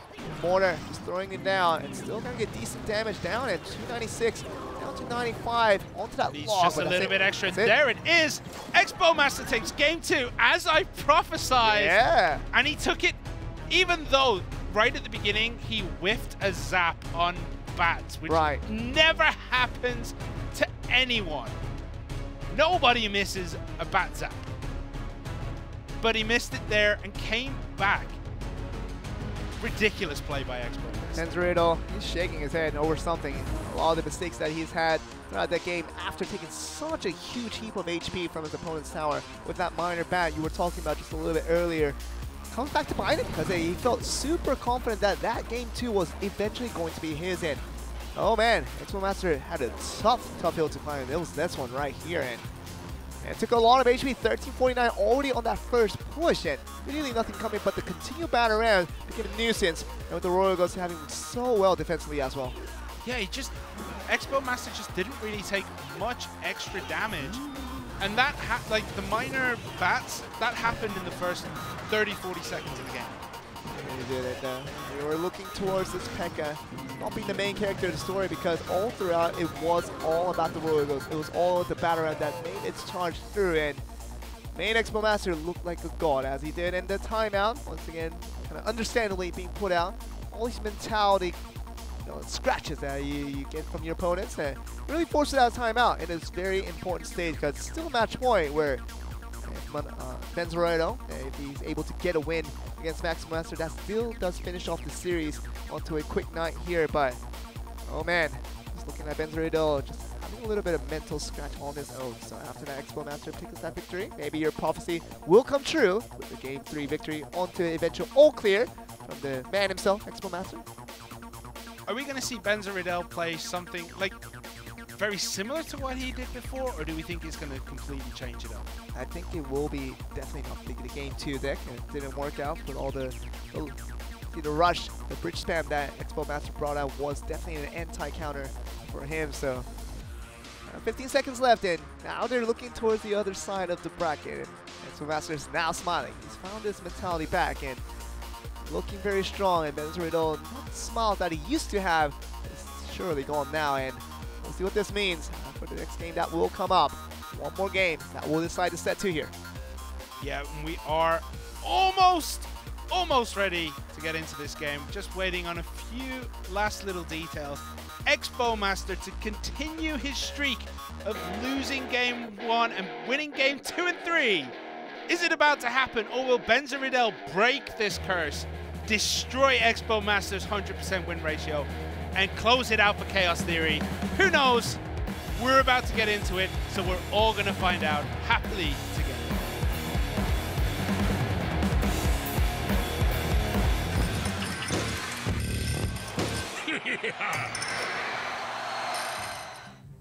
You're really pounding that table. I'm just really excited about this game that's about to come up. I know, watch it. Expo Master always brings a show with him. Right. He plays flashy Clash Royale. Sure. And that's something that has been missing from a lot of our games today. It's all about textbook performances and doing everything right, step by step. But Expo Master really breaks the meta of what is supposed to be happening in Clash Royale, but we're going to see the 3 Musketeers from Benzeriddle, and not going to have the Giants support it, obviously going to be banned out. So what are we going to see from Benzeriddle to support all these 3 Musketeers coming through? It's going to be the Royal Hogs here. What are we going to see on the defense for Expo Master? Does throw down the minion horde, but it's taking so much damage. Valkyrie has to come out, but that tower is dangerously low. 478. Does Expo Master have anything to push forward and take it out? It doesn't look it. Hunter there will take out the Valkyrie. Princess isn't going to do much from the back. Royal Ghost will take her out instantly. What does Expo Master have here? This looks like a straight up deck counter. Could be. And you know, if you're waiting for that Royal Hawk, you just have to wait for that Valkyrie to come in at the right spot. But being summoned a little bit early and not having an elixir of your own, Expo Master kind of cycle through those Goblin game a little bit early in that game, but really is going to regret that choice now, and the Prince is going to be coming in just to cycle things through, but still waiting for the next move now. Benzeriddle going to be waiting for the charge now. What are we expecting? There's the barrel, there's the miner. Ooh. 3 Musketeers instantly played. Does he have a fireball to deal with this? He does. I don't think he does. If he did, he definitely would have used it on that last rotation, but does not. So, ooh, what is his last card then? Ooh. It has to be a big spell. It has to be Rocket, I assume. Rocket makes sense because of a log bait, and you always have a Rocket with you. That's a very understandable composition with that, but 338, it's not going to be long for the world. And the log with the Valkyrie, hoping for the best. Still going to get a couple of hits on it, but you have to invest so much elixir to get that one. It looks as though Benzeriddle is going to break Expo Master's streak of losing game 1 and winning game 2 and 3. He's just got to break it properly. That's the only thing he's break. He's doing it just to spite me. Yeah, but there's the miner and the barrel getting some damage done, but again, there's just no answer from Expo Master for these Musketeers. He just takes a lot of damage. And the Princess here actually goes straight for the tower, ignoring the Royal Ghost, ignoring the Hunter. I don't like that play. I mean, it's just, you talk about what that means, sending the bridge onto the Princess with 3 elixirs. You're not going to get too much of it. You're eventually going to lose your tower, but 962, it's not, you're just being desperate at this point for Expo Master. There's not much to do. The Goblin Gang's coming in, and you look at all this defense that's really been absent for now, and 271. It's not going to be enough for Expo Master to overcome, and Benzeriddle breaks the curse and breaks the prophecy that never existed. And Simon, you are wrong. I really want to say that. I'm always wrong. Everyone else knows I'm always wrong. There you go. Congratulations, though, to Chaos Theory. That taking it so easily against Kingzone DragonX when they actually throw out Expo Master in that 1v1. My goodness. 0-6 is the conclusion we have again. Yeah, 0-6. And we're moving on to tomorrow. Not going to have Sandbox. Not going to have Kingzone DragonX either. 0-8 incoming, boys. I'm not sure about 0-8. Let's not go out. Boys. Simon, I feel like one of those teams I will not be here tomorrow to witness that pain. So thank goodness for me. You and G-Clip, you can take care of that one. Just get the funeral going and get the turbo going. Whatever you need to do, just cry some tears. And oh man, I feel the incoming, boys. 0-8 for Korea against Southeast Asia. Now becoming a strong possibility. The 2 teams remaining will be OP Gaming and OGN ENTUS. Yep. Woo! That looks like an 0-8 to me. If that ever looked like an 0-8, this one looks like an 0-8 if I've ever seen one happen. Simon, what do you think? You're hurt because you can now you can prophesy. I can make this prophecy too. I think mine will be in agreement with yours. You talk about let's agree to disagree. This one's that let's agree to agree because that. Oh man. Benzeriddle played flawlessly. He did. Game 1 and 3, he made Expo Master look like the Expo beginner. Oh, you're about to tout an entire company, Microsoft. We're looking at you and Simon. The Expo beginner. He has his arrows on you right now. I know, the Expo beginner. That's how well Benzeriddle played games 1 and 3. You're about to. Game 2, though, Expo Master did look very He did. You're right. And playing that mortar deck, it was a little bit too aggressive in my opinion for Benzeriddle, and always putting it at the bridge is sometimes not the answer. You have to shift back between the offensive mortar and the defensive mortar to decide what your best options are. But seeming a little bit too aggressive for me for Benzeriddle on most of those occasions, just putting that mortar every single time on the offense end. Didn't find too much off of it. Royal Ghost did a very good job. The Goblin Gang was there every time for Expo Master, and the defense was there every single time there. Yeah, I feel like Expo Master just bringing that deck there wasn't the best choice. Like, he definitely lost that because of the decks as well as Benzeriddle playing flawlessly. And off that first push, that 3 Muskies coming through after the Goblin Gang has been just cycled, and losing 3 elixirs like that, you have no defensive options right there. So let's go over to the interview between Chaos Theory to see how they felt after that game. 세 번째 매치 킹존과 카오스의 경기 함께 하셨는데요. 그 결과 카오스가 한국 4팀을 상대로 전승을 가져가면서 승리를 가져갑니다. 오늘 승리의 주역이신 JTB 선수와 한번 인터뷰 나눠볼게요. 반갑습니다. Hello. Hello. 소감이 어떤지 한마디 해주세요. Your thoughts about your win today?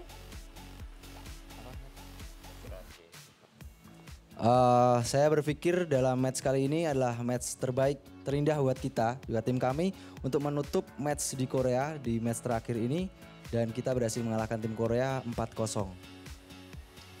So today it's been a great match for us. It's a great way to end our trip here to Korea, and we're really glad to be able to come here and win 4-0. 네, 오늘 정말 좋은 경기였고 한국전 마감을 4대0으로 할 수 있어서 정말 너무 기쁩니다. 네, 브렌에 이어 한국 팀들 상대로 또 전승을 거둔 카오스 티오리 팀인데요. 한국 팀을 상대로 동남아 팀들이 강한 이유가 있을까요? So just like you said, you have won all 4 games against Korea. What do you think the secret behind it is? Kita menang 4-0 di Korea. Kita punya secret. Untuk tim kami, sejauh ini kita tidak seperti memiliki sebuah rahasia atau apa untuk menang, tetapi kita hanya terus berusaha, terus membuat hal-hal baru dengan deck-deck baru atau susunan kartu yang baru, dan kita saling percaya satu sama lain. Siapapun yang bermain, entah itu kami di 2v2 atau 1v1, kita saling percaya dan kita yakin kita bisa menang, dan mungkin itu adalah salah satu kunci kami. So there's no secret, it's just a lot of hard work, new strategies, new decks, a lot of self-belief in each other as a team. We believe in both our 2v2s and 1v1s. 네, 딱히 비결이라고 할 건 없고요. 연습을 정말 많이 했고 선수들 간의 믿음이 정말 강했다고 생각해요. 2대2든 1대1이든 선수들을 믿고 있어서 좋은 결과 있었던 것 같습니다. 네. 유독 2대2에서 강한 모습을 보여주고 있는 동남아 팀인데 2대2에 혹시 비법이나 비결이 있을까요? I see that the Southeast Asian teams are really strong in 2v2. Do you think there's any secret? Untuk tim Southeast Asia di 2v2 mungkin ini adalah salah satu dari kerjasama kita dari tim Southeast Asia yang bersama-sama dengan scrim bersama, kadang kita berscrim bersama Bren maupun Kicks atau EHQ, jadi kita saling-saling bantu juga. Kemudian kita juga saling diskusi jika kita melawan tim dari Korea bernama A atau tim yang B, kita saling diskusi bagaimana apa yang harus kita lakukan dan apa deck yang harus kita gunakan. So we've been working together as a region in Southeast Asia. So sometimes we have scrims against teams like Bren or HQ or Kicks. And just depending on our matchup, which team we're playing in Korea, we have a lot of discussion before playing, and that's it. 네, 우선 저희 동남아 전체적으로 연습을 같이 많이 했고요. 뭐 브렌, 킥스 그리고 AHQ랑 이렇게 경기를 하면서 좀 실력을 키웠던 것 같고요. 그리고 네, 그렇게 키웠던 것 같습니다. 네, 앞으로 마지막으로 이제 남은 경기들에 대한 각오 한 말씀 해주세요. Your determination for your future games. Kita punya goal for the future. Untuk kami, perjuangan kita belum selesai sampai di sini. Kita mungkin sekarang sudah selesai di match schedule di Korea, tetapi kita akan ada beberapa match lagi di Taiwan. Dan tujuan kita tetap harus semangat dan terus fokus agar bisa mendapatkan hasil yang terbaik, dan kami berusaha sekuat mungkin agar bisa menjadi nomor 1 di SEA. So even though we're done in Korea, we're still a lot of matches to be played. We're going back to Taiwan to continue. You just gotta keep being hopeful, keep working hard, and try to be number 1 in Asia. 네, 이제 한국전은 끝났지만 대만으로 돌아가서 또 많은 게임이 있을 텐데 꾸준히 열심히 해서 이제 동남아 1위 그리고 전체적 1위로 등극하고 싶습니다. 네, 다시 한번 축하드리면서 오늘 카오스 티오리의 마지막 매치를 승리했다는 소식 알려드리면서 내일도 이어지는 한국과 동남아의 대결 많은 관심과 시청 부탁드리겠습니다. 그럼 저는 여기서 인터뷰 마치도록 할게요. What's going to be the last series of the night, and we had a long discussion of what we think about various teams out there, but the end conclusion is that Southeast Asia is looking clearly better than all the Korean teams out there, and this is the result that we get. Blue LLL. That doesn't look good. Even with Expo Master finally being thrown again into the 1v1 slot for Kingzone DragonX. It just was not enough to stem the tide against Korea. He lost against Lampo last week, 2 weeks ago when they last came into play against, I believe so, yeah, the last time Kingzone DragonX came in to fight against Kicks, I believe, if I can remember correctly. No. He won? He only played Mikanboyu in 1v1. No, he played against Lampo, definitely. No. No? No. Okay, I guess not. Lampo was Big Daddy. So, okay. Well, I mean, I'm not talking about this week, but obviously 2 weeks ago, but maybe you still have the record for that one. So, look at the results. Kingzone DragonX 5-4, Sandbox 4-5, OP Gaming 3-5, OGN ENTUS 0-8. Nothing has changed there. But for SEA, Chaos Theory 6-3, Bren eSports 6-3, AHQ eSports Club 5-3, Kicks 4-4. So AHQ and Kicks both play tomorrow.